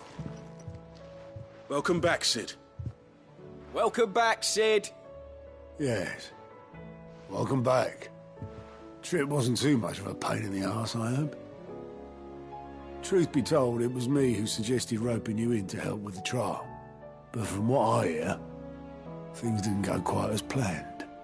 No, they most certainly did not.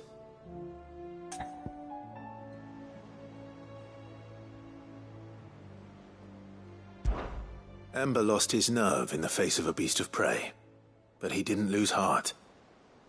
He pressed on, and he achieved his aim. And is that not what we ask of our scouts? Indeed it is. Thank you for your honest appraisal, Sid. The fact remains, however, that Ember will not always have a battle-hardened warrior on hand to pluck him from the jaws of peril. All I have gleaned from this trial is that without someone watching his back, Ember is little more than a liability. Wait, Sergeant. Ember still has much to learn, it's true. And this time he was found wanting. But I'd say he's due a second chance, nonetheless. After all, he did do as you asked. With a bit of hard work, any hand can be made to hold a blade, and any mind can conquer its fears. But a scout's nose is different. You've either got one, or you ain't. And by sniffing out that log, young Ember here has shown he has a conch and a half. Wouldn't do to waste it now, would it? Fine. One more chance. I'll do whatever you ask. I'll spend my days and nights in the pit if I have to. I'll show you. Just you wait. Daft as a brush, that one. But his heart's in the right place. Just like someone else we know. And if you ask me, we've been leaning on him for far too long. That time the curse breakers took some of the weight off his shoulders, I reckon. It couldn't hurt. Just don't tell Gav I said so, will you?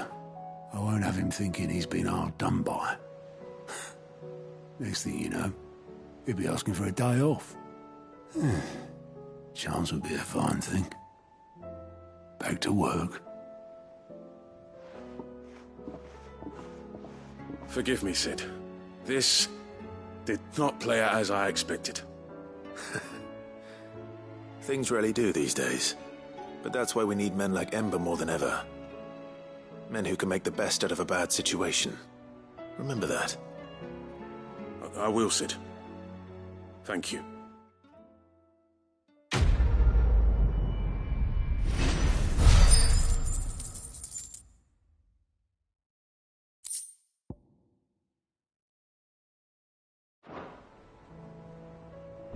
Sid, I wanted you to know.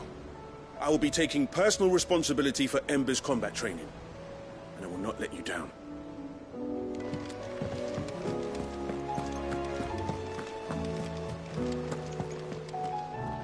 Uncle, I bring good news. The Field Marshal has agreed to your plan. Ha! Of course he has. I didn't doubt you for a moment, dear boy. Rutherford is accompanying him back to your manor in Porter's Alder as we speak. They will await your return there. As will one other. One other? Who, exactly? Lord Havel was concerned that even if he could get the realm's armies to agree to an accord, he might not be as successful in convincing those with political power. He asked if I might have a solution. And I suggested a certain Imperial Lord Magistrate turned Liberator. One of your co-conspirators? Master Quinton would probably call me one of his. But yes. Another outlaw, then. Just the thing we need to put these rotten politicos in their places. Good thinking, Clive. I'm glad you approve. The more the merrier, eh? Uncle, assuming Havel and Quinton can solve our problem with the armies, you still haven't mentioned how we might manage the grain shortages. Oh, don't you worry, my boy. The 7 high houses will be seeing to that. They have all agreed to make the most generous of donations. Oh, of course, it did take a little persuasion, but luckily I had some unexpected help. From who? Why, you, my boy. Rumor has it that you rescued the Lady Ariane's head steward Rockford from a horde of bloodthirsty bandits. It was more of a handful. Well, the old battle-axe was so pleased. She had a shipload of talents delivered to my private docks by the next new moon. And when the other houses saw the parsimonious old crone's purse strings finally loosen, they as good as tripped over themselves in the rush to follow suit. I'm happy to hear it. Now, I must be getting back to the manor. Join us there at your earliest convenience, would you? Of course, Uncle.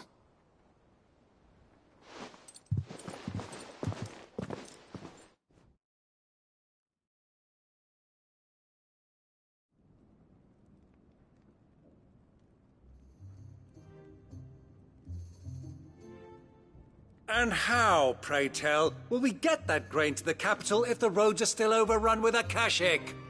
You find another bloody road. I only have so many men, and I'm not about to send them headlong into an ether flood. That is, unless you'd have them turn as well. Well, I'd certainly eat less. Says the man with a belly bigger than a band of curls.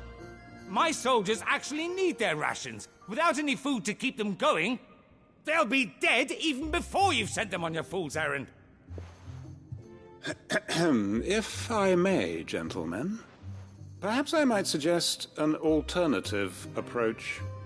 Though supply routes are indeed disrupted, there is no shortage of ships. Indeed, they bob away in every bay from here to Randalar, awaiting a safe haven. Allow them to make port and fill their bellies full of grain. And once those who crowd the cities are fed, ferry the displaced back to the countryside to work the fallow fields. But I'm sure that you wish to continue your discussion. Forgive the interruption.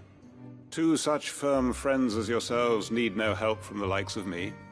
Rutherford spoke fondly of the great bond between you. Us?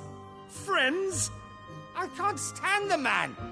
Clive, I'm beginning to question the quality of the company you keep. And what kind of company are you expecting him to keep? The man's a criminal! Criminal? How dare you?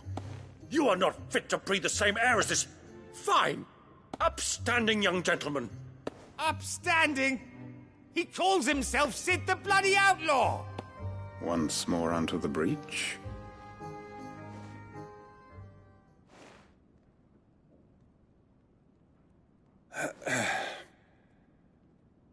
Shall we begin again? What we seek here is not to create a new nation, nor to claim the thrones of those that already exist. We wish simply to bring stability to the realm that mankind might weather the current storm. And to do that, we must convince those in power, the generals, the statesmen, the nobles, that our cause is just. There will be disagreements, yes. And I imagine some resistance, much resistance.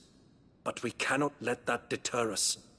If we show them the path, show them that we walk it ourselves, then I am confident they will follow. The fate of the world lies in my nephew's hands, but the well-being of her people lies in ours. And we must not squander the chance that Clive has given us. Uncle Byron, Now, with that settled, let's move on to the signing of the Accord. For what great moment in history hasn't been accompanied by a little ceremony?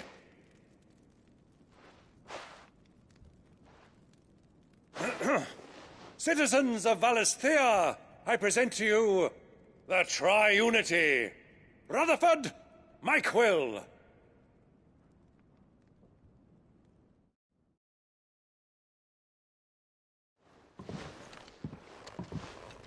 Well, my boy, the stage is set.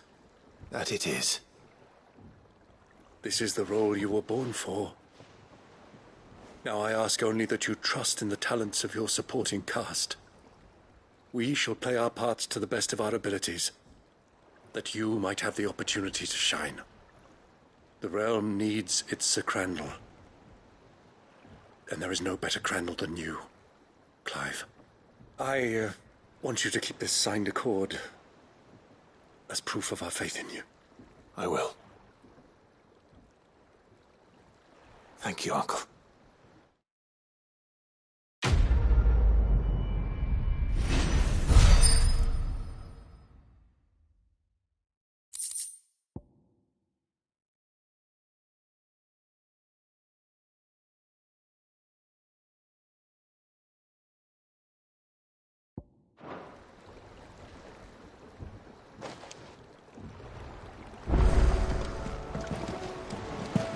Sorry, can't take you where you need to get to, but the Argo and me will be waiting when you get back.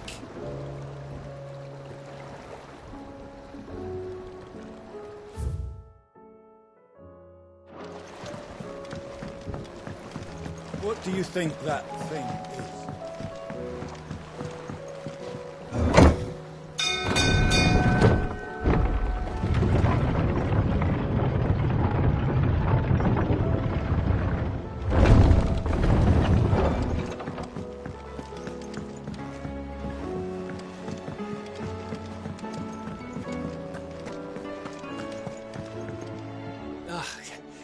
You all right?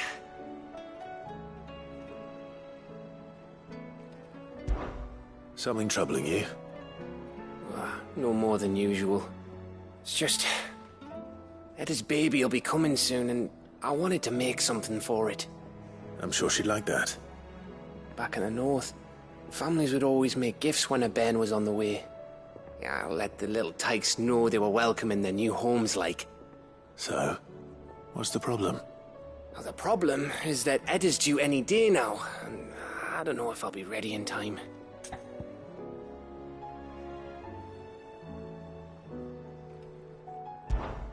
Is there anything I can do to help? You know, there just might be. All right then. What exactly are we making? A good luck charm. But not just any good luck charm. Not just any. No. One made from the feather of a silver chocobo. There's nowt luckier in all the realm, or so we used to say back home anyway. Thing is, they're hard to come by.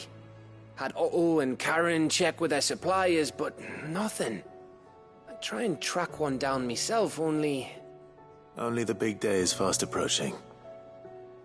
And that's all you need, a feather. That or the bird whose horse it's attached to, aye. I was gonna start by asking around with traveling traders plying the northern borders. Well, there's no shortage of those passing through Martha's. I think I might make that my first port of call. I'll let you know if I find anything. You're a good friend, Clive. I won't forget this.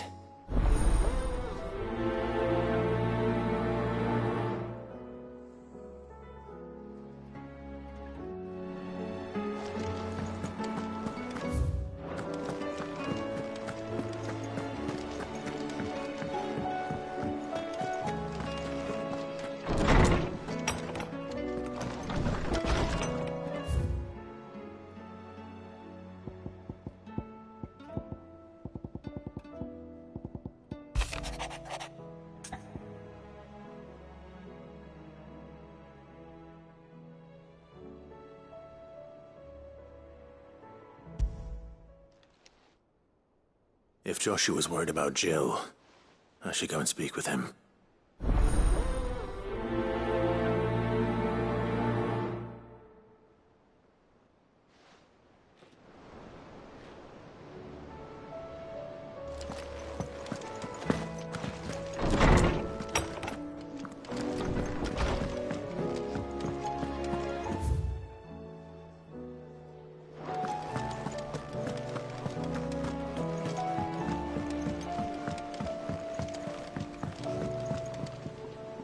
Joshua, I read your message. You're right. Jill is different. I don't think I'd realized how different, but since we returned from Drake's spine, I've felt it more and more. I suppose it's not hard to imagine why. She doesn't think she belongs anymore. And that's why we need to remind her she is still one of us. To let her know that we still need her. Now more than ever. That you still need her. But how to do that? When last we were truly close, we were but children. Of course. Do you remember the time we accompanied Father on his annual tour of the Duchy? And Jill and I broke from the procession to ride up Man's Hill. To see the snow daisies, I remember. It was the first time Father had allowed us to join him. And when he realized you were missing, he had the entire retinue down to the pot boys combing the countryside. In the rain. A thunderstorm forced us to take refuge in a grove of oaks before we'd even made it halfway there. It was the Lord Commander who finally found us, and needless to say, he was none too pleased. Then it seems you and Jill have unfinished business. What do you say? Man's Hill. It's not that far. Oh, true. Though I suspect it is also much changed. Little in southern Rosaria remains as it was when we were children. You're saying I should go and scout the area for bandits? I'm saying we should first go and see if there are actually still any snow daisies left. What would you do without me, Clive?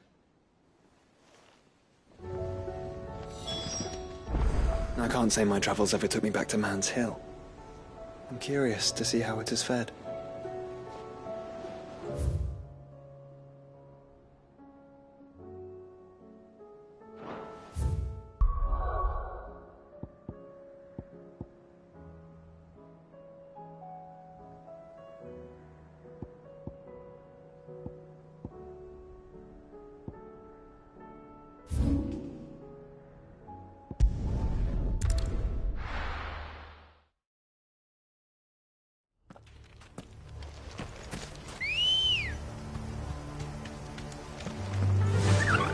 Fly, Ambrosia.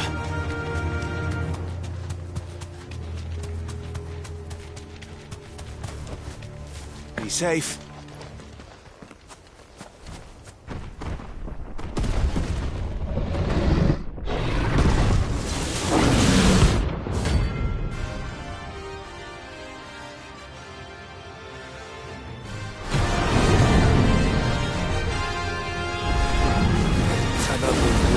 Guard dogs. Quite a specimen of us too.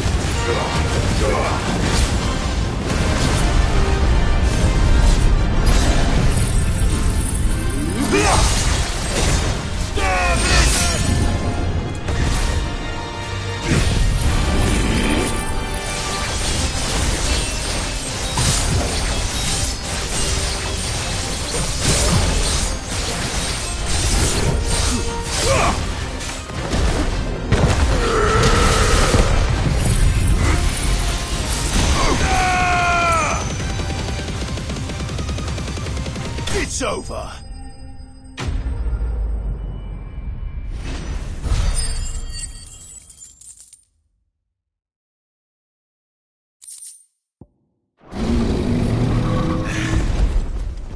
No match for you, eh, Torgal?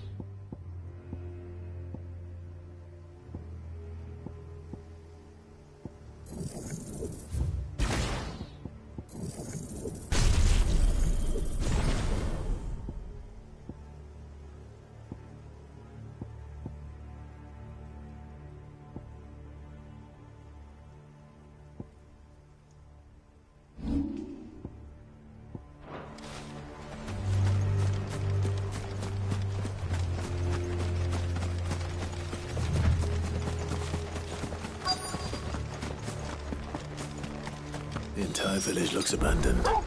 Now, which house would a bookworm live in?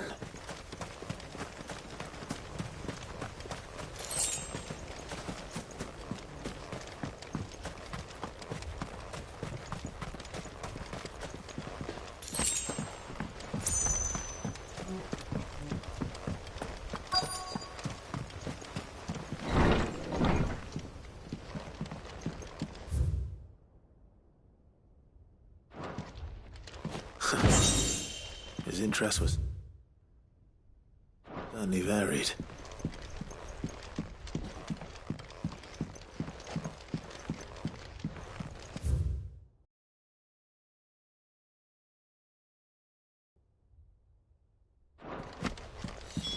This is it. But if what it says is true, I need to get this back to the hideaway.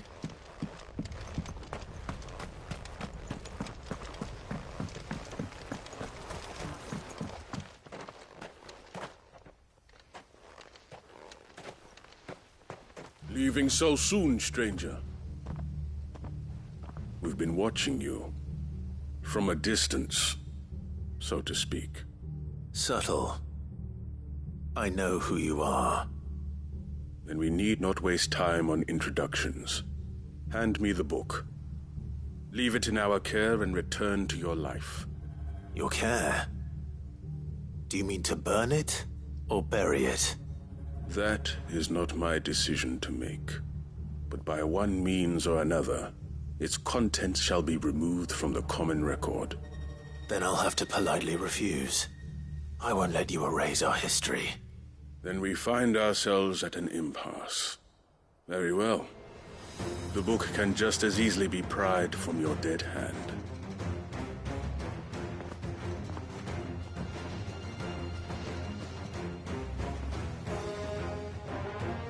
Let's see, shall we?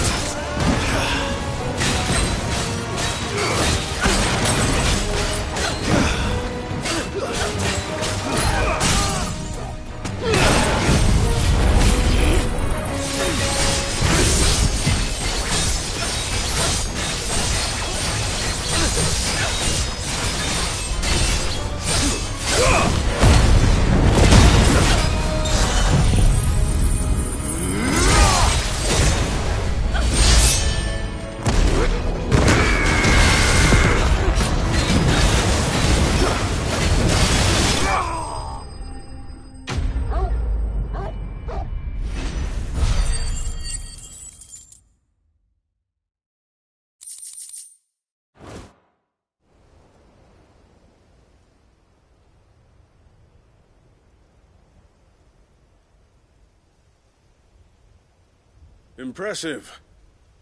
But we have other means. We shall claim the book yet. Why do you want it so badly anyway? It lays out in no uncertain terms the vanity and avarice of mankind. It tells the shameful history of the persecution and oppression of a gifted few by a giftless many. Would you say that this interpretation was correct? I don't know.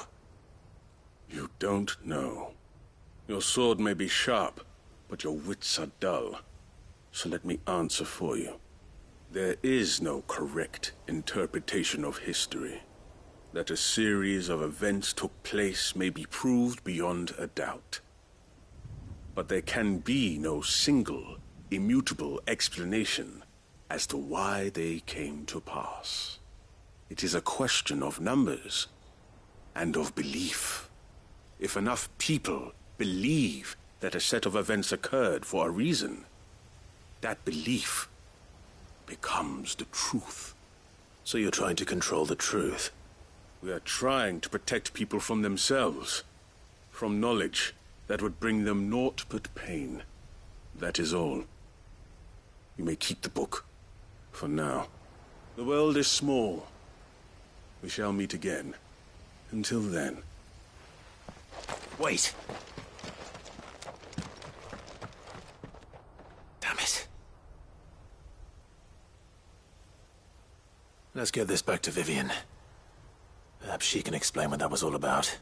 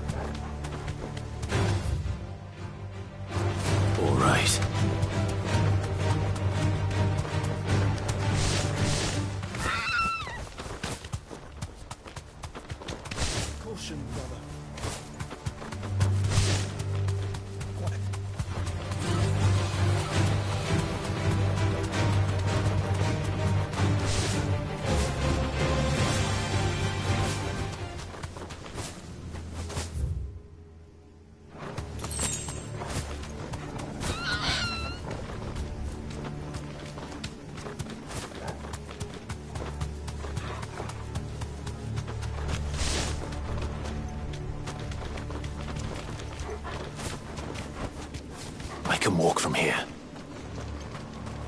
This must be the orphanage. Hopefully the registry is still here.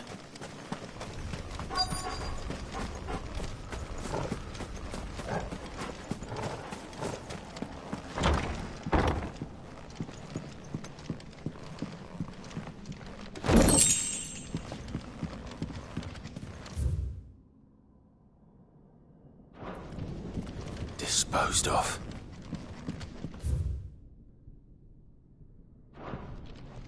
Conditioning. This is nothing short of torture. Herman wasn't exaggerating. It's a wonder he survived this place. I need to find that registry.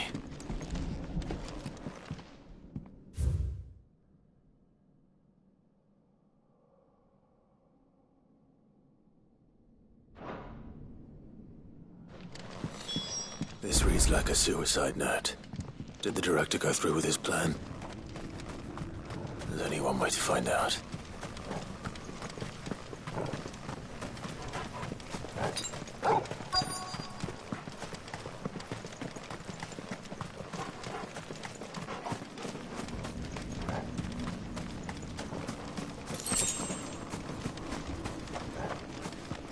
A forked white tree. This must be the place.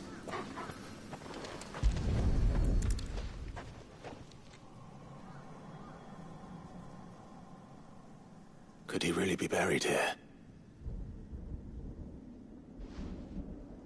There's something hidden among the roots. Let's see.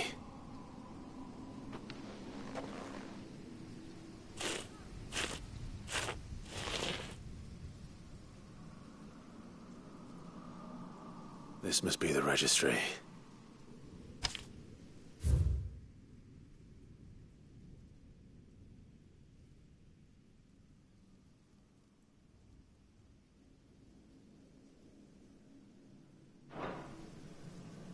So many names. This place was a slaughterhouse.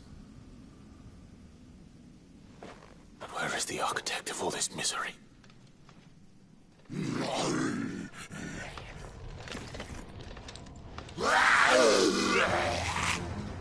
It was only a matter of time, I suppose. This place is cursed. Slow.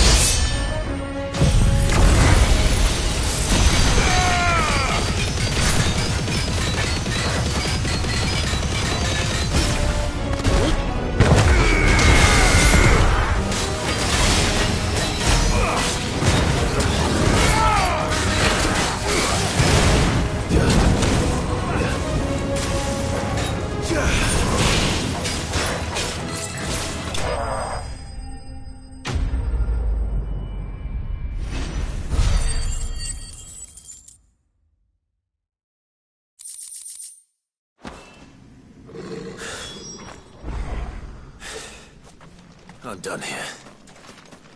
Let's get the registry back to Herman.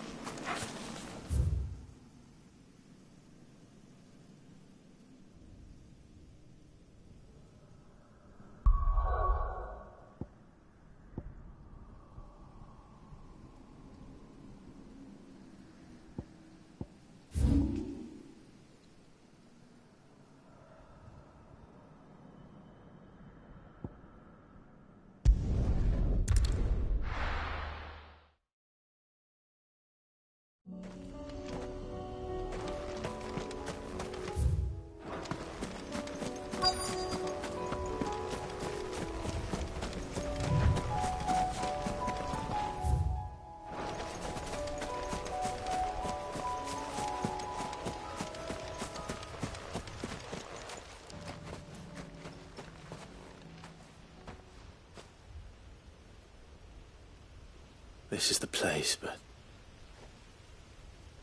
I'm sorry, Clive.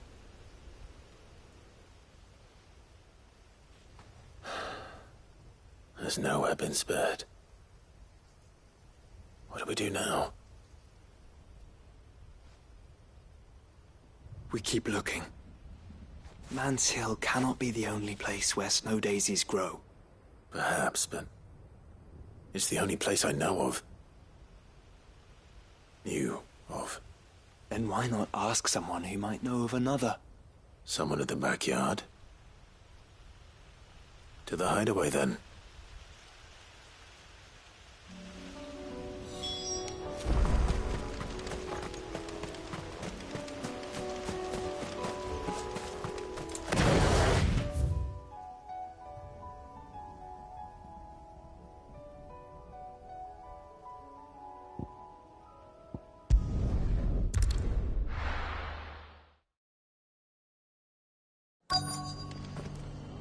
Let's hope one of the merchants here has what Gav needs. Excuse me. I'm looking for something. Oh, well, then I'm your man. A silver chocobo feather. Oh, or maybe not. Though you're not the first to mention the bird around here. There was a man stopped by the rest not long ago, claiming he was attacked by a silver chocobo. Near some gutted hovel, not far from Eastpool. Most took him for a braggart and a liar, but who knows? Perhaps there was some truth to his tale. We'll see. Thank you.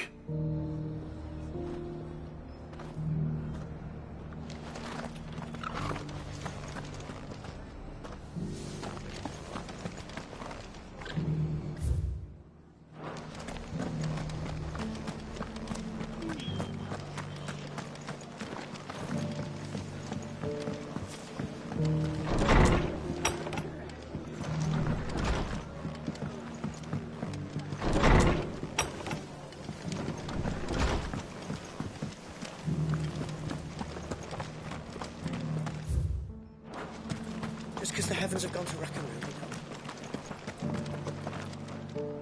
How do, traveller?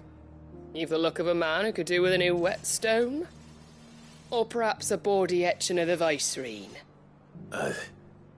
Maybe another time. I'm looking for a silver chocobo feather. If that's the case, rumours are all you're likely to find. No one has seen a silver chocobo for years. Word is they were all hunted for their feathers. Some northern nonsense about bringing good luck. Didn't bring them much, nor their bows. If any are still out there, I reckon they'll be doing their damnedest not to be discovered. You're probably right. Thank you anyway.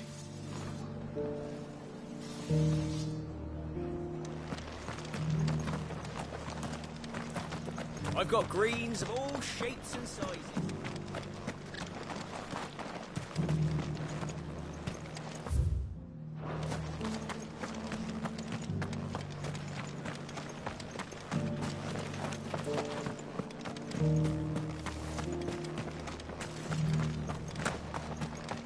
It doesn't still hurt, does it?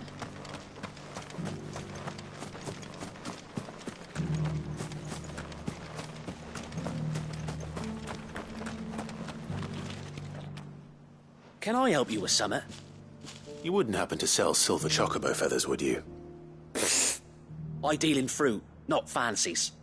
But if it's fancies you're after, I suggest you try Rhiannon's ride. Was a silver chocobo seen there? Oh, yes. If you believe the ravings of a madman. It wouldn't be the first time. A silver chocobo sighted in the hills near Rhiannon's ride. It sounds almost too good to be true. But since I'm already here...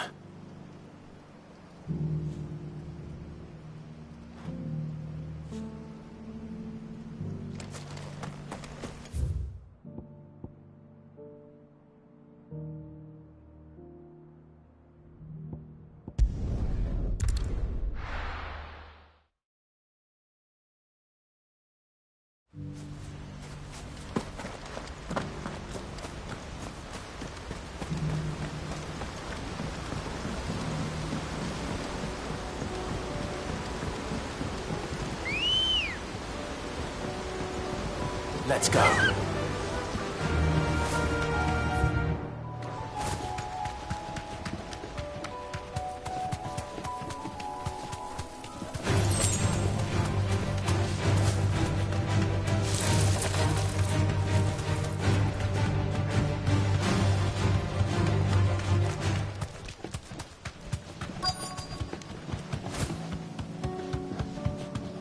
Tracks.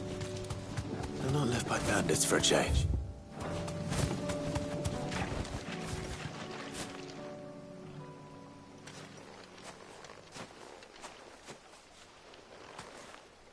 More tracks. And these look fresh. The chocobo was here. And recently. Perhaps it still is.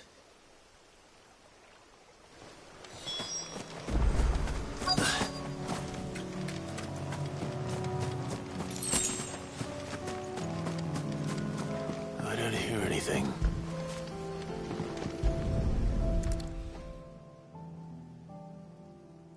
Well, I'll be damned.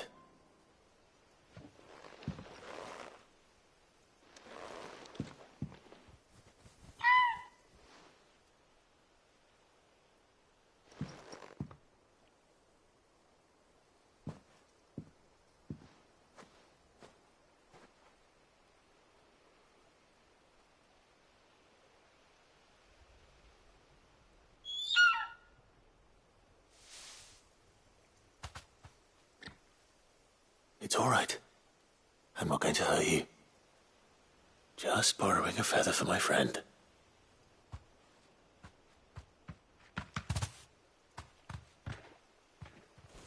Thank you. Let's get this back to Gav before they change their minds.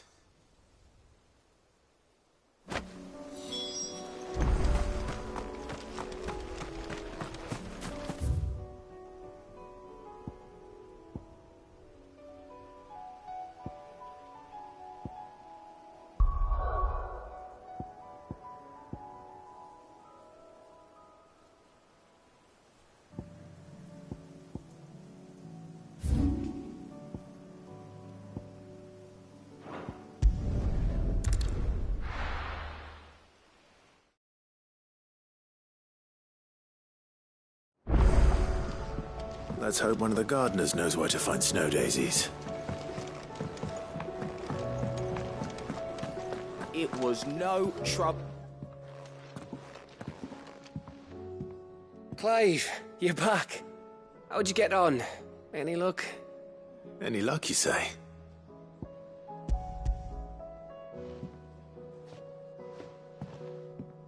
Crystal's crack. Is this what I think it is? Where in the hell did you find it? It's a long story.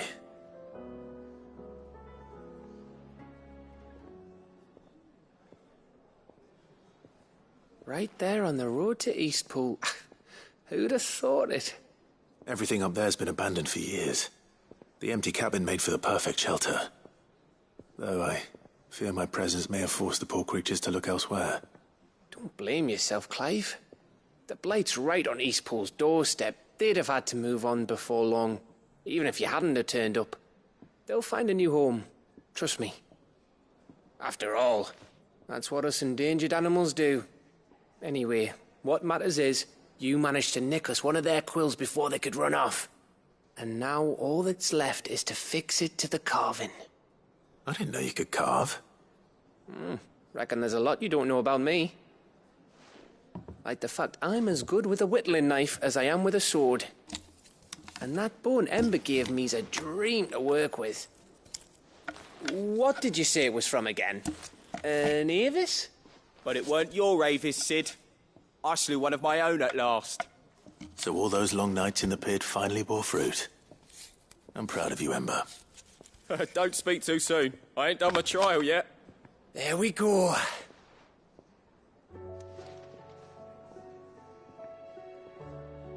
What do you think? I think if you ever hang up your scouting cap, you'll be able to make an honest living. Oh, will I? I should go and see if Ed is awake. Give it my best. You can give it to yourself. Come on.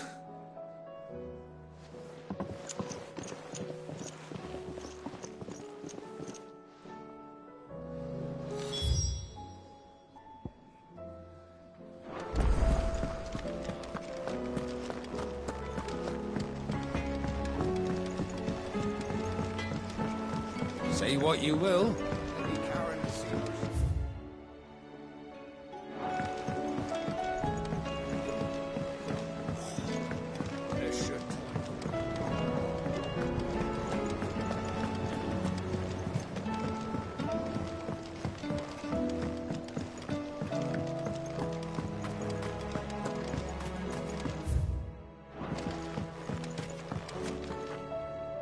Oh. What brings you down from the heavens, Sid? I need your advice. Joshua and I are looking for a place where snow daisies grow. Preferably in abundance. Snow daisies. Then you'll want somewhere not too hot and not too cold. And where the winds are strong enough to carry the seeds. I reckon Man's Hill would be a good place to start. There in the Royal Meadows, perhaps? Both have similar climbs and the right elevation. If the Blight hasn't claimed them yet. Right. Thank you. Did you learn where we might find our flowers? The gardener here mentioned the Royal Meadows in Sambrak. The fields beyond Northreach. Well, if that's the case, then Yote was right. I recalled that she kept the record of our travels, you see. So I asked her if she'd perhaps noted anywhere that snow daisies grew, and she mentioned Oilafeist Bay. Whose shores border the meadows. Off we go then.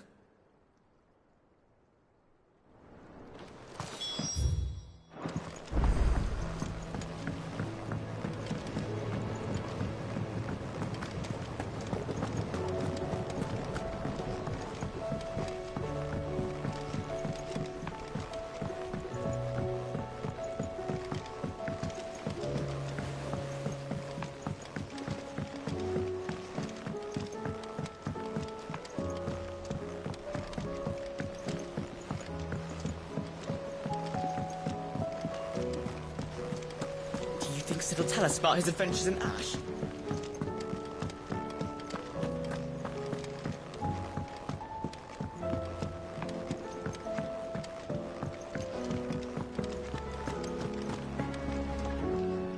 I hear that you traveled to Ash, Sid. Did you by any chance recover the names of my fallen friends? I did. Yes.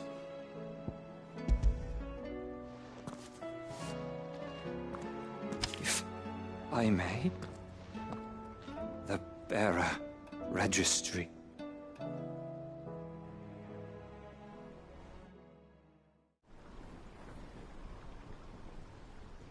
The director was a brutal man. He got no worse than he deserved. The registry was all I found beneath the tree. There was no sign of a body. Or any record of what happened to the children after the orphanage closed. I pray that at least some of them survived. All their names are here. The ones we lost. My friends. My light in those dark times. I can still remember their faces, like it was yesterday. Children who were taken from their bunks in the morning, never to return. No explanation ever offered. They'd be happy to know that you survived, Herman. But why did I make it out alive, when so many others died in that awful place? It's not your fault. And blaming yourself won't bring them back. Honor their memory. See that their names live on. That way, at least. They're never truly gone. Thank you. Sid, I'm going to write a book. An account of the horrors of Badbach, and the spirit of those its custodians sought to crush. All of Valisthea will know of our suffering. And in the name of those I lost, I will not let it happen again. Neither will I. These records would have been buried for all eternity, were it not for you. Thank you.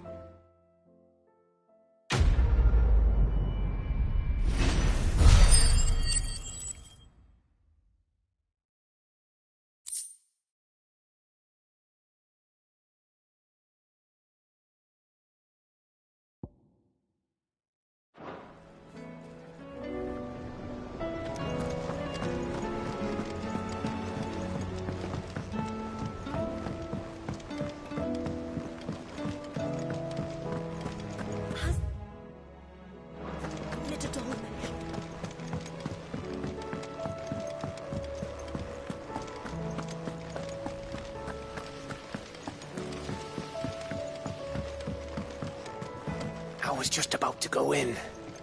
But then I thought it might be better if you went first. What with you being the head of the family and all.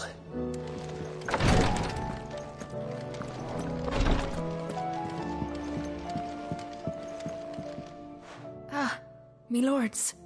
How are you feeling? Well, thank you. Is something wrong? Wrong? No, nothing like that. What it is, Go on, please.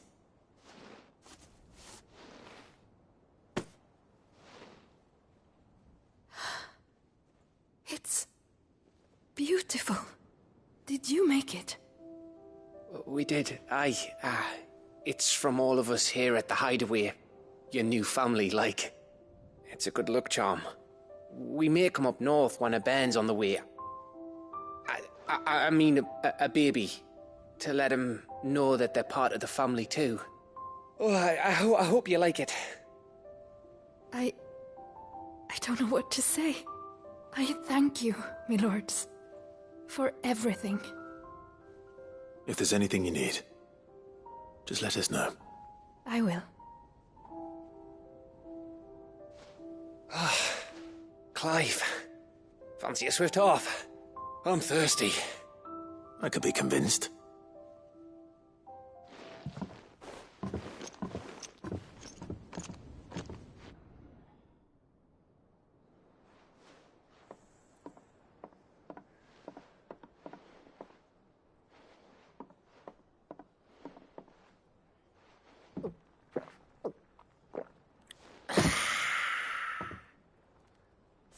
Don't you think you've had enough? Oh, we're celebrating. I'm gonna be a father. I think Edda might have something to say about that. Ah, you know what I mean. Bit of light in these dark times. Wasn't long after me 10th name day, my mum told us she was with child again. I was over the fucking moon. I was looking forward to having a little one to lord it over, what with me being the runt of the litter. Thought I'd finally have a chance to prove to the world that I could be a big brother. Imperials came the day she went into labour. Had myself a baby sister. And then I didn't. Me whole family gone in a blink, while I hid in the cellar like the spineless little arsehole I was. Great brother I turned out to be.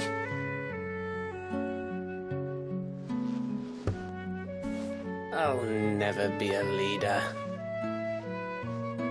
And I'll never be a hero.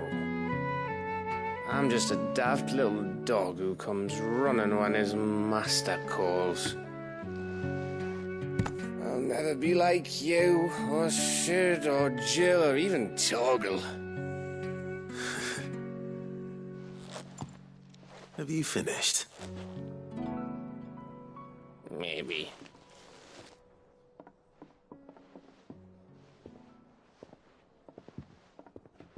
Do you know why you're our best scout? Yeah. Because you don't need anyone to hold your hand. Without your resourcefulness, your courage, your determination, I don't know where we'd be. Maybe hanging off a cliff like, That was only the once. Exactly. You learned from it. And here you are, after Founder knows how many missions, stronger for everyone. And let's not forget Rosalith. Who was it who freed me from the dungeon? Who was it who ran to Jill's rescue? That would be me. Because you're our brother, Gav. My brother.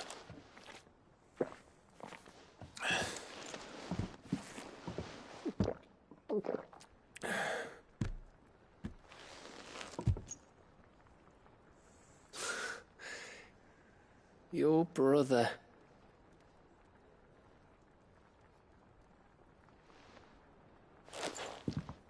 Which means that when the time comes, I get your room. And your sword.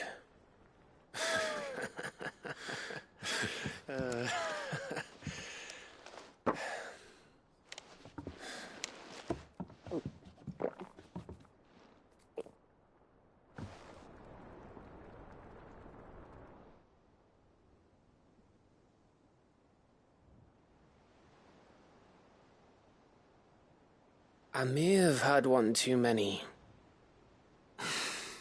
You may have had 10 too many. I said I was thirsty. Better get back to work anyway. After I walk this off. Clive? What is it? Thanks for, you know. I know.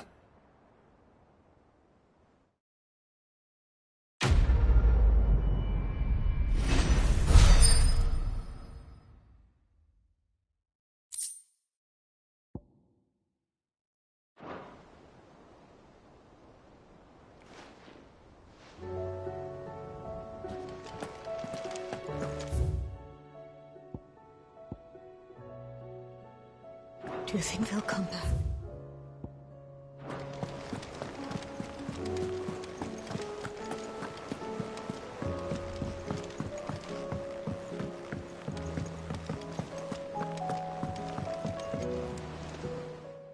Vivian. I found it. The book you lost.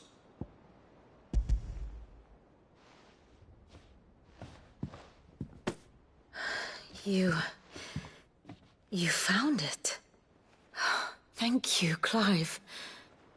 Even though I asked this of you, I was not entirely sure it would be possible. I feared the executors had seized every copy. I met with one of these executors, and I convinced him to let me keep it. He told me something. That the truth is just a matter of collective belief. And that if enough people believe a lie, that lie becomes the truth. It does.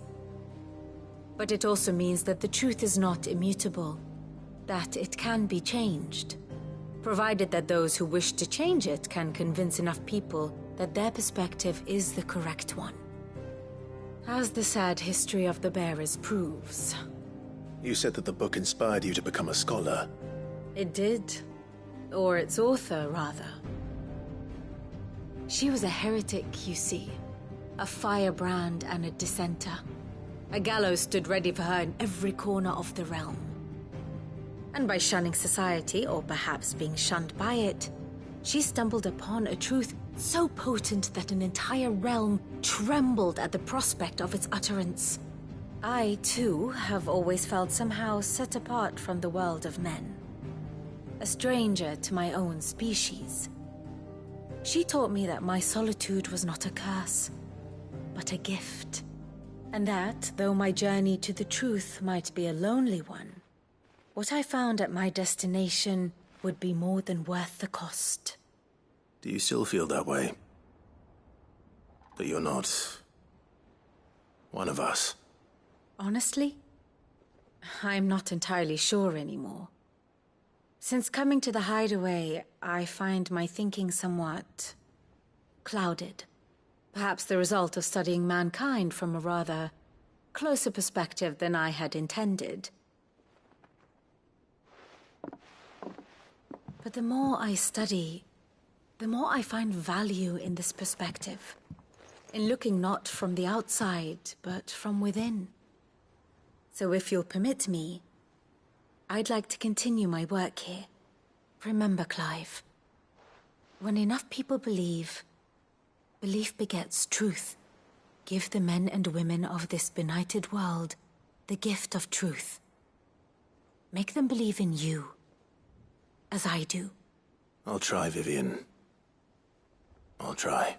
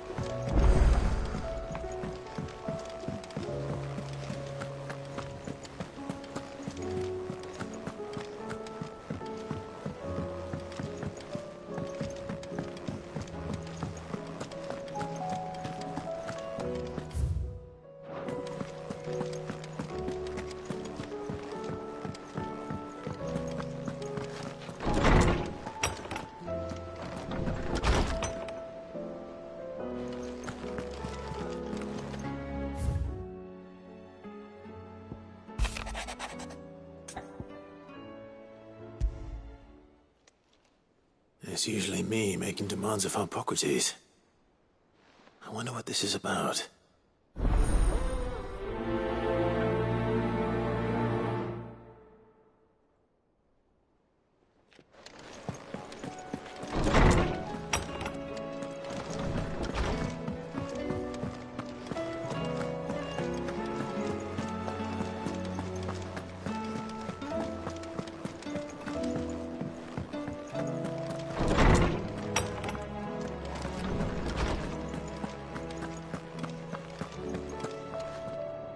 Lawsman Hippocrates.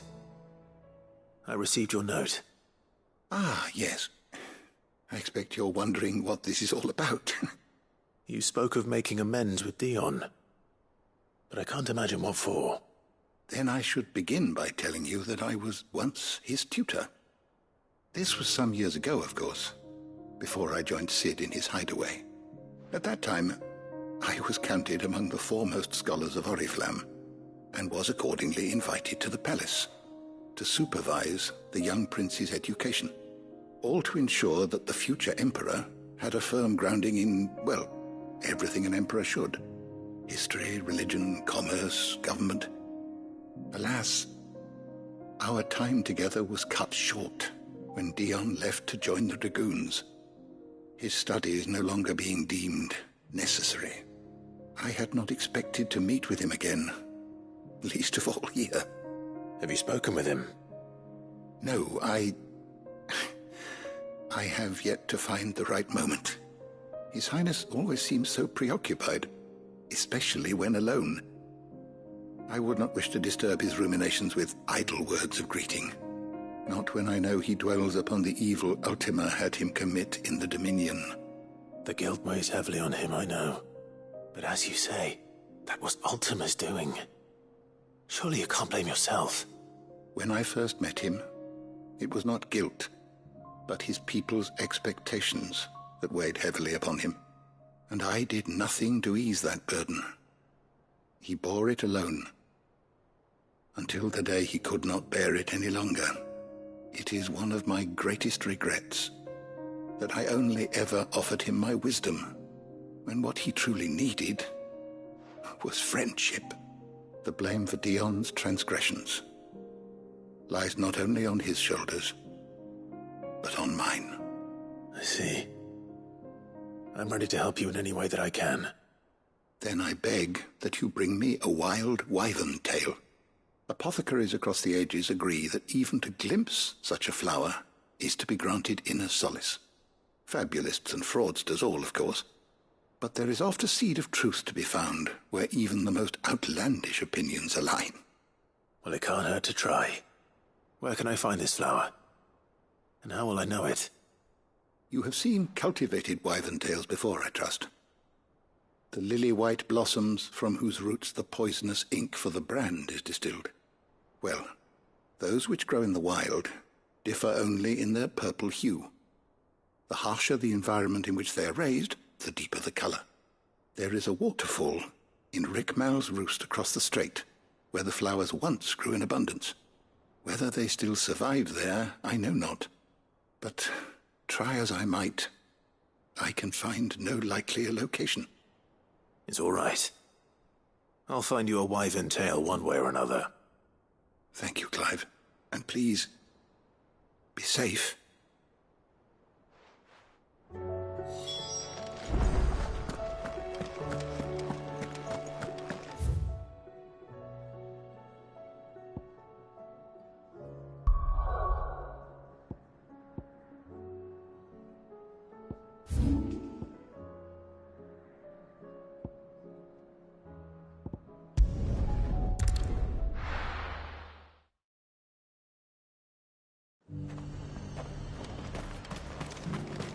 And how might I help the garrison today?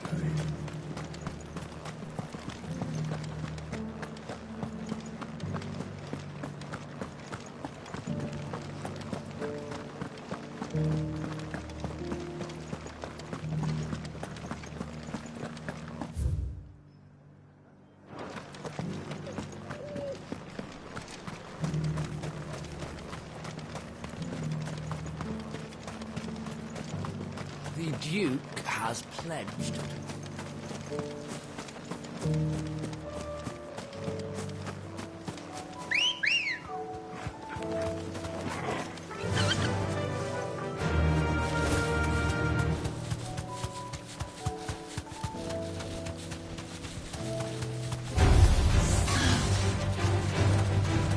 The meadows are vast. Where do we even start? Yote mentioned the coastline. We can start there.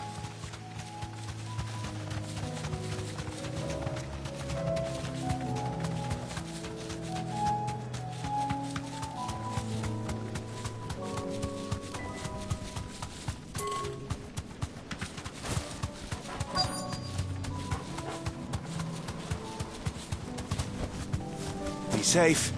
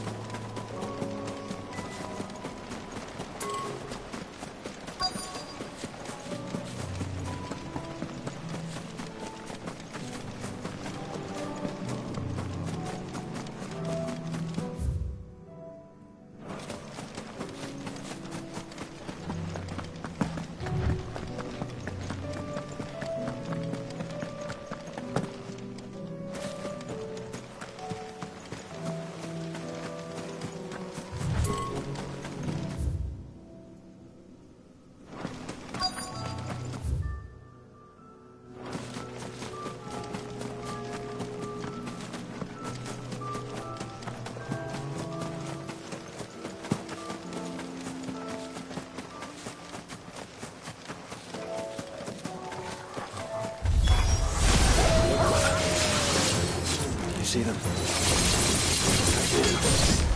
flowers and our friends.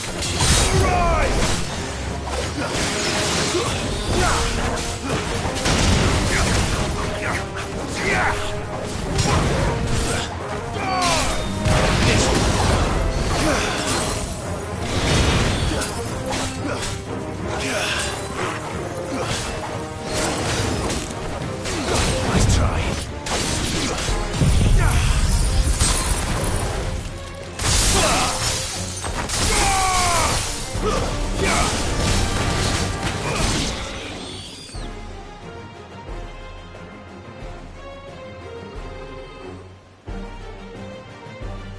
What do you see, boy?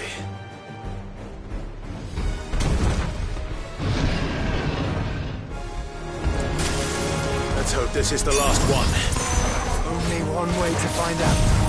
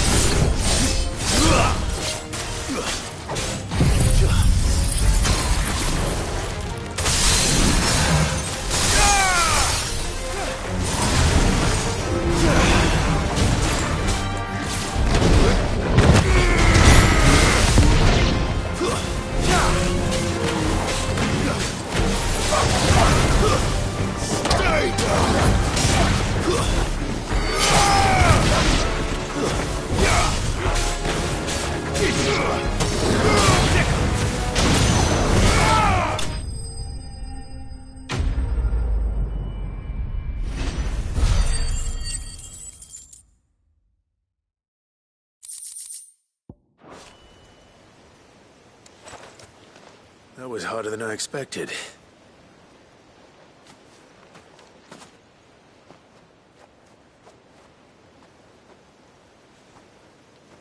But found her. It was worth it. They're beautiful. Do you think Jill will like them? She'll love them. Come on. Let's go.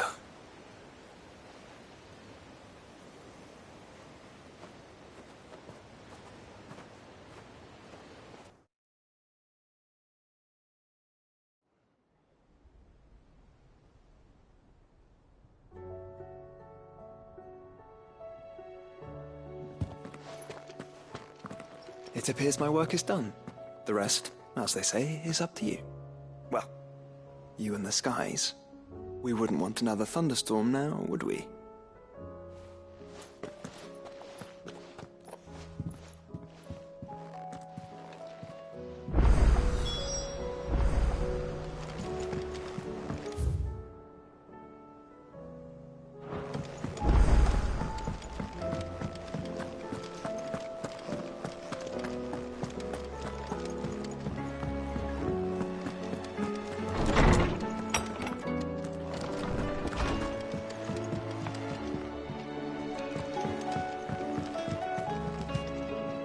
Jill, there's something I'd like to show you. There is? And where might this something be? It's, not here. Now, I know this is sudden, but how would you fancy a trip to Oriflamme?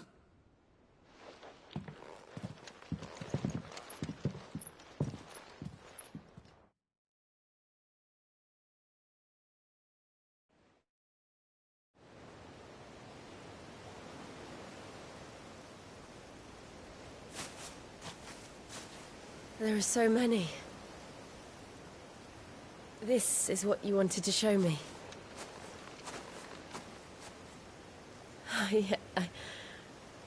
I don't know what to say. You don't need to say anything. The smile on your face is enough. We've been worried about you, Joshua and I. Do you remember when I took you to Man's Hill? Or tried to? How could I forget? You saw me crying and thought a change of scenery might lift my spirits. In the end, it earned me a nasty cough and a stern scolding from your mother. But I felt wonderful nonetheless. I'm sorry. I had no idea what I was getting us both into. But I couldn't bear to see you like that. Before we left, my chambermaid told me she'd overheard your mother talking about my marriage prospects with some of the noblewomen at court. They were debating whether it would be more profitable to marry me off to one of the high houses instead of saving me for the ducal line. No one thought to ask me what I wanted. I was nothing to them. A pawn at best. I felt so trapped. So lonely. I didn't know. But I wasn't alone. You were there. Your hand in mine as we ran for those oaks. And I knew then, no matter what happened, I would be all right. I'll never forget that feeling.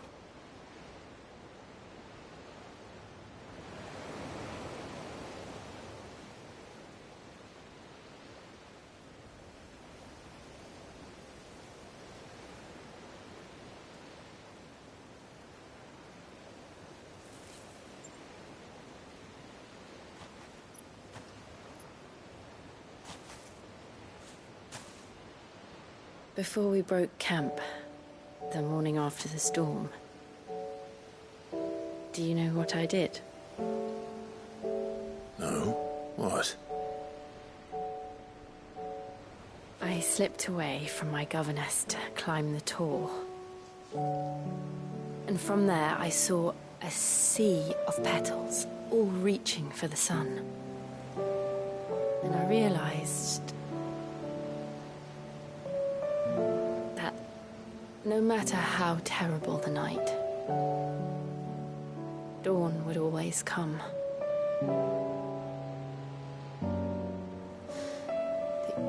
That you would always come for me. And you have.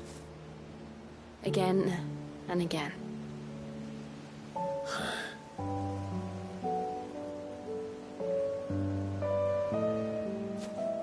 Where do you see us? When all this is over?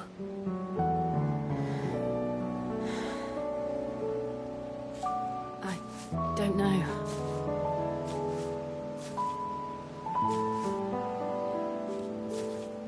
Not here, though. I think I've outgrown the twins. After everything we've been through, the realm just seems so small.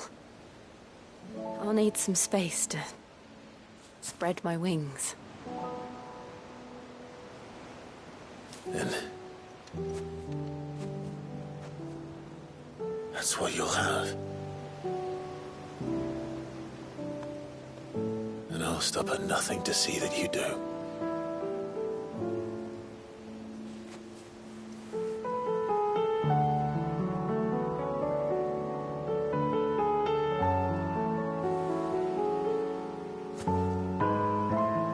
I never was much good at garlands, but it'll have to do. I'll treasure it forever. Thank you, Clive. For this, the flowers, for everything. It's exactly what I needed. You are my treasure.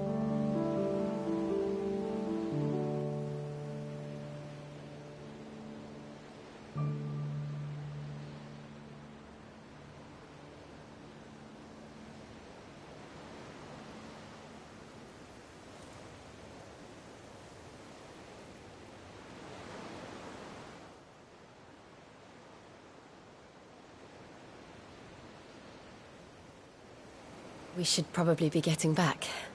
I expect the others are wondering where we are. You're right. There's still much to do.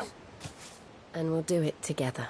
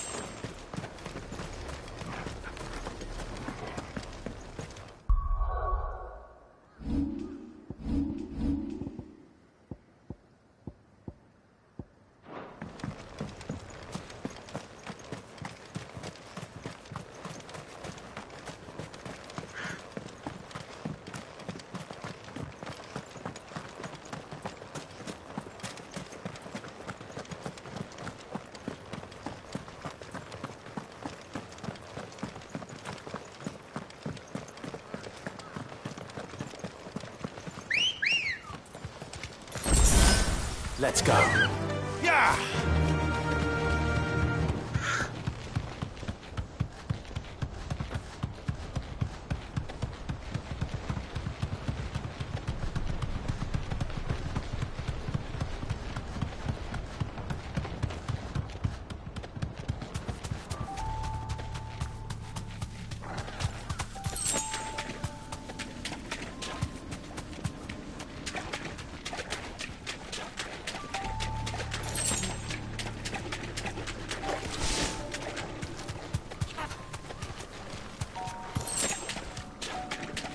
Seems this place has been flooded twice over.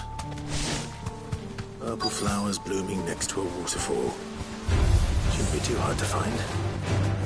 Straight home now.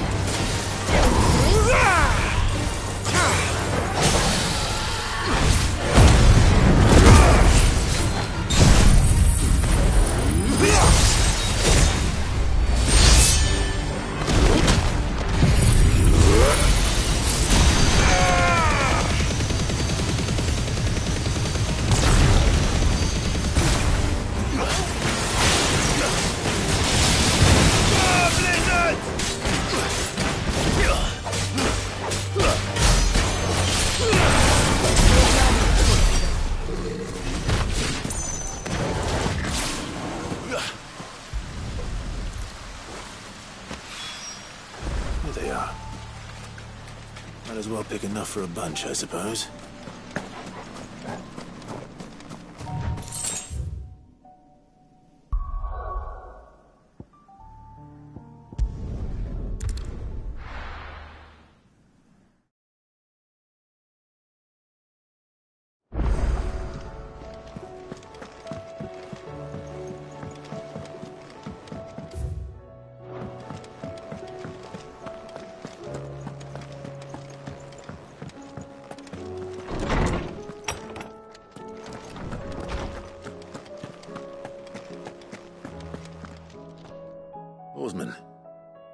found the flowers you were looking for. You did? I think I did.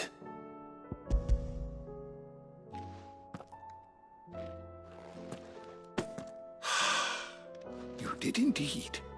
My dear boy, thank you. You wanted to make Dion a gift of one, did you not? Shall I invite him to join us? Oh, I don't... It's no trouble. I'll go and fetch him.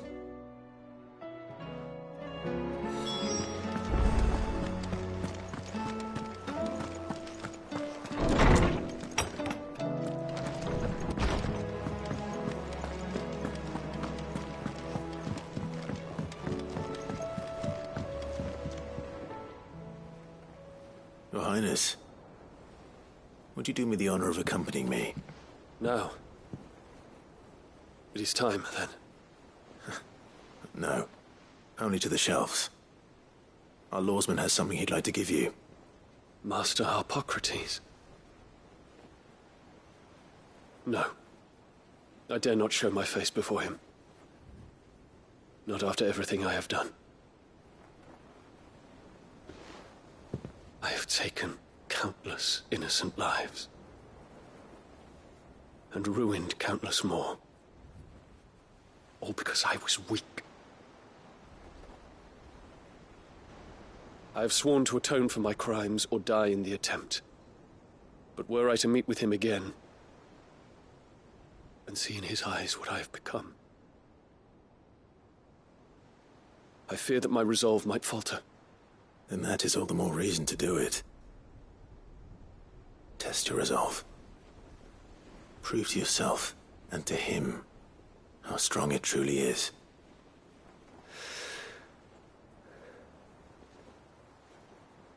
You are right. I must, at the very least, offer him my gratitude. Very well, then. Take me to him. Follow me.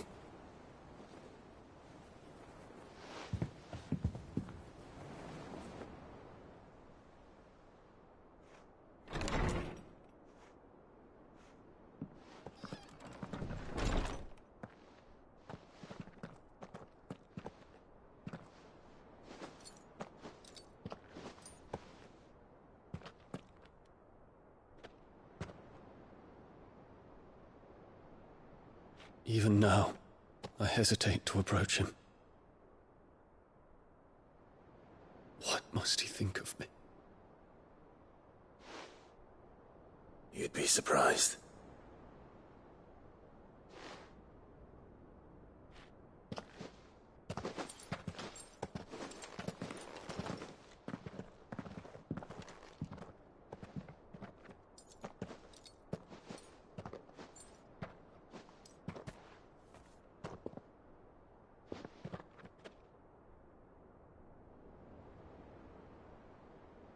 Master Harpocrates, pray, accept my apologies for leaving your tutelage before my studies were complete.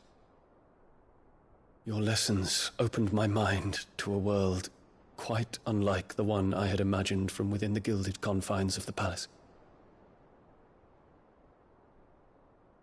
And I shall be forever grateful for the efforts you made to enlighten me. Lift up your head, Your Highness. The deeds of youth require no apology. That you took the time to visit me says much about the man you have become. Now, there is something I would like to show you.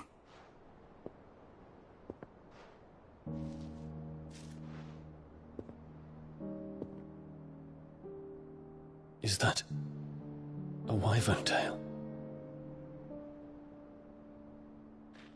The color is unfamiliar to me. Because it is unique to those found in the wild. Something in the harsh environments in which they grow lends them this striking hue. Their roots are indistinguishable from those of their hothouse cousins, but once they bloom, the difference is immediately apparent. In this flower, I see you, Your Highness. Its roots were the roots of a wyvern tale, with all that implies.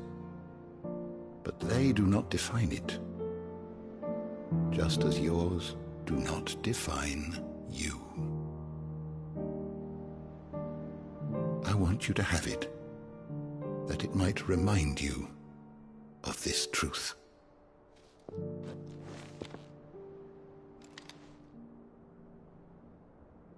Master Harpocrates, I would ask of you a service. Keep your gift until I have fulfilled my duty to the realm, for only then shall I be deserving of it.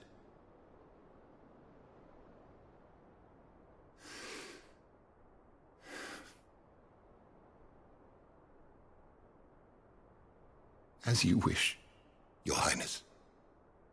I shall await your return.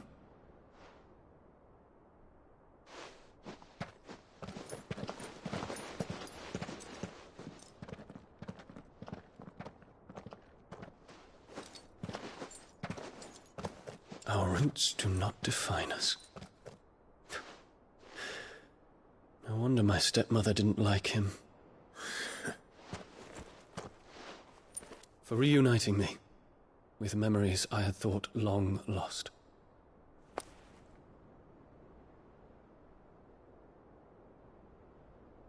I shall not forget this.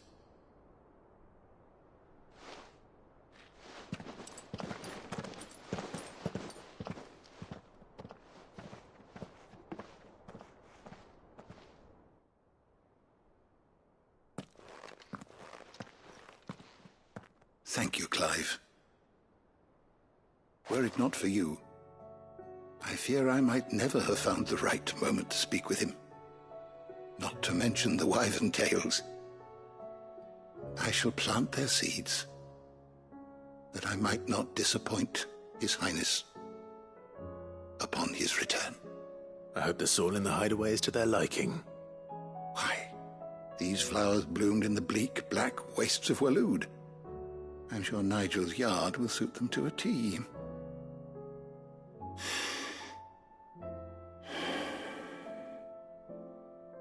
When it comes to expressing one's gratitude, I find that words are seldom sufficient.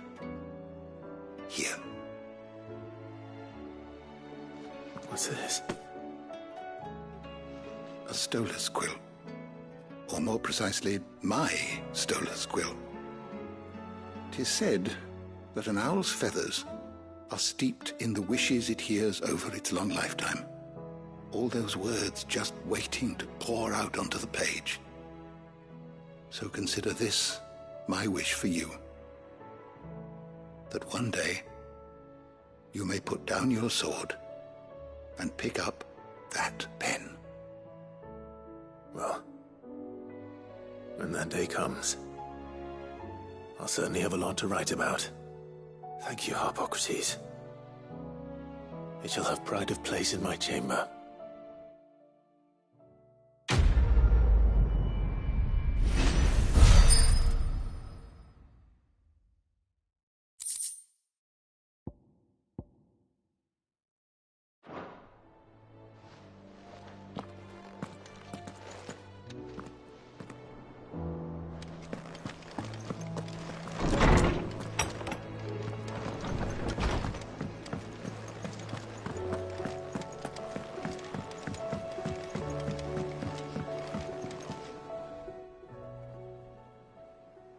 Ifrit? Your resolve didn't falter. No. Though I continue to be bewildered by fate, that I should meet with my old tutor here, at the very end of the world. I thank you, with all my heart, for giving me this chance. And I thank you for taking it. I should like to look upon that flower once more, when I am worthy.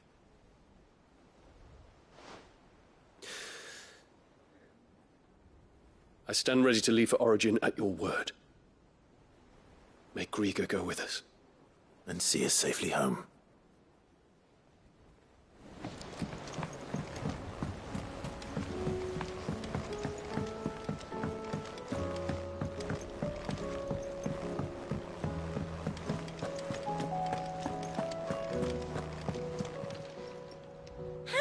help you today, Clive?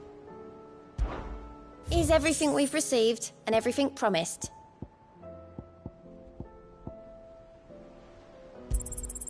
All yours.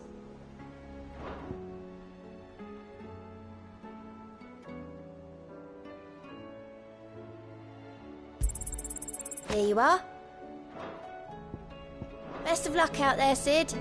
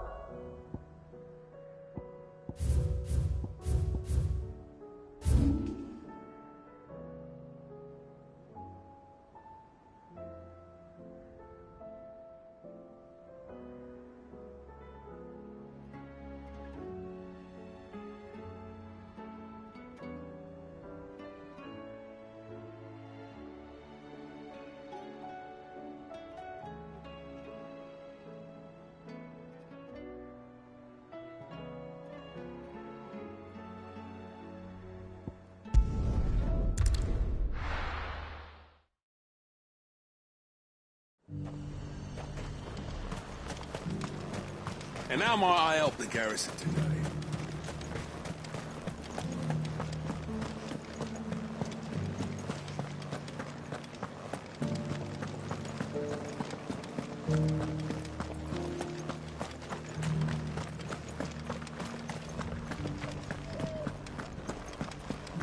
Haven't seen any of those beastly blue eyes.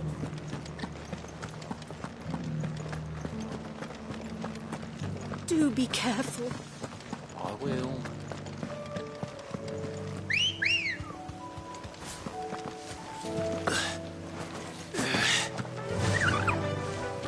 Fly, Ambrosia.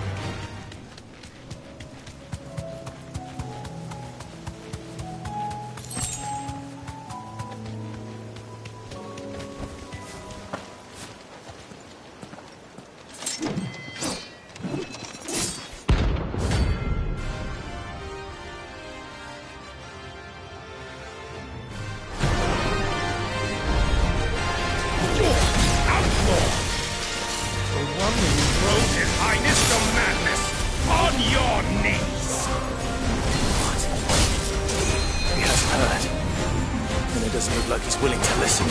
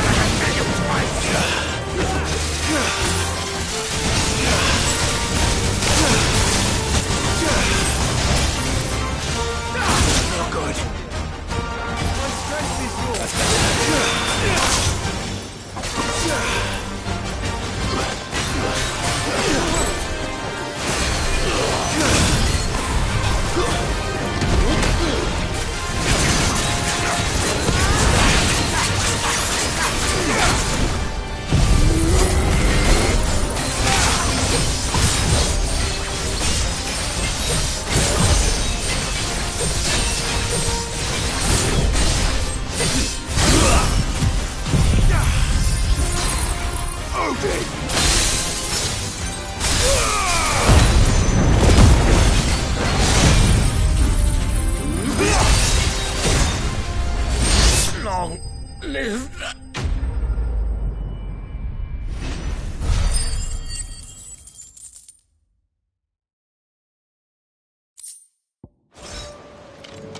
it.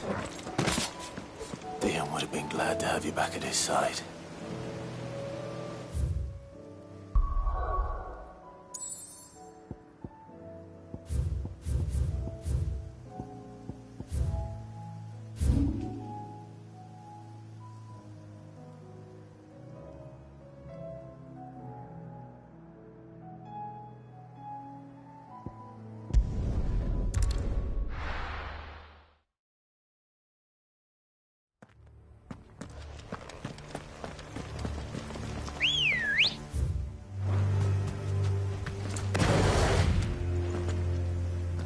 Let's go.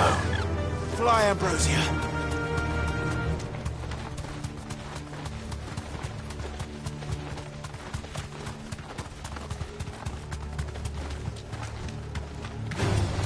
All right.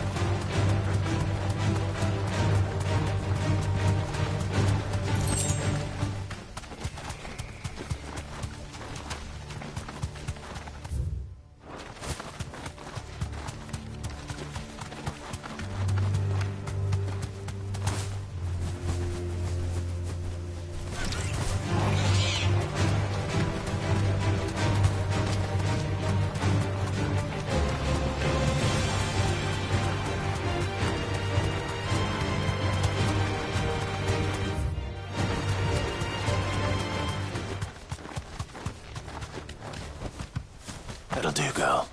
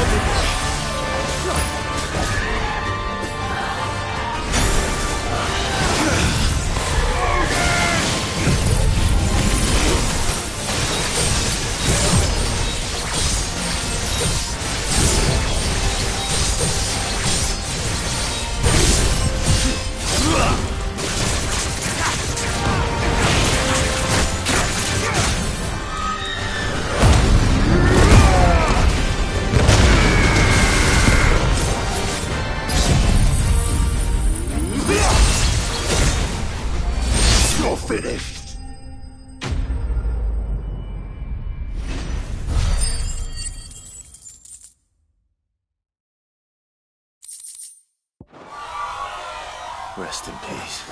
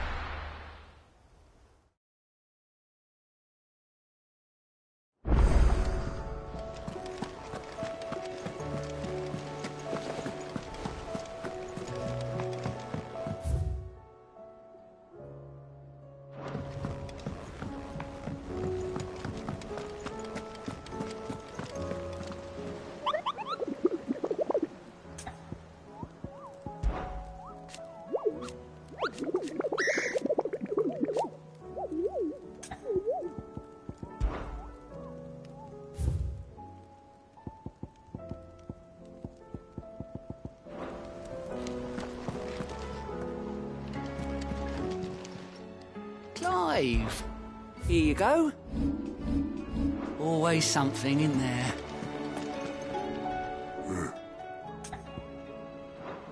Off you go then.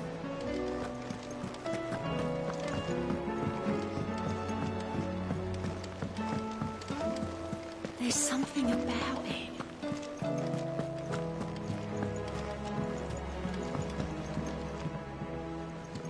Brother, I put Father's helm in your chambers. He should be with you when his vision is finally realized. Thank you, Joshua. For everything. Don't mention it.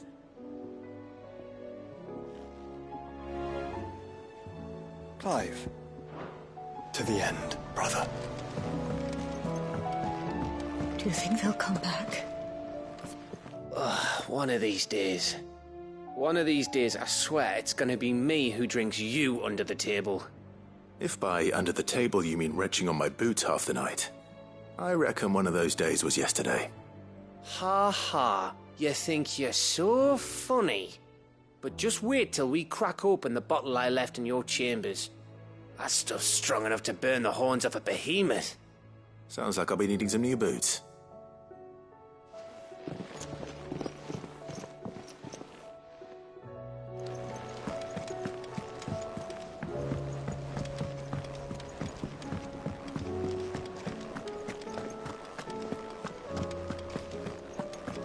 First the skies, then the crystal. So what do I owe the honour?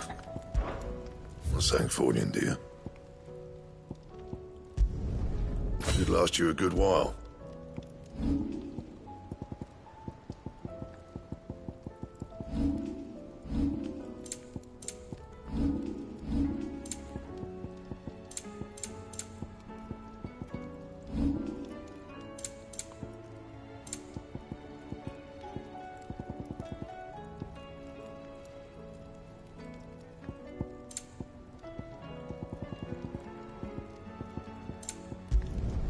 No scratches, all right?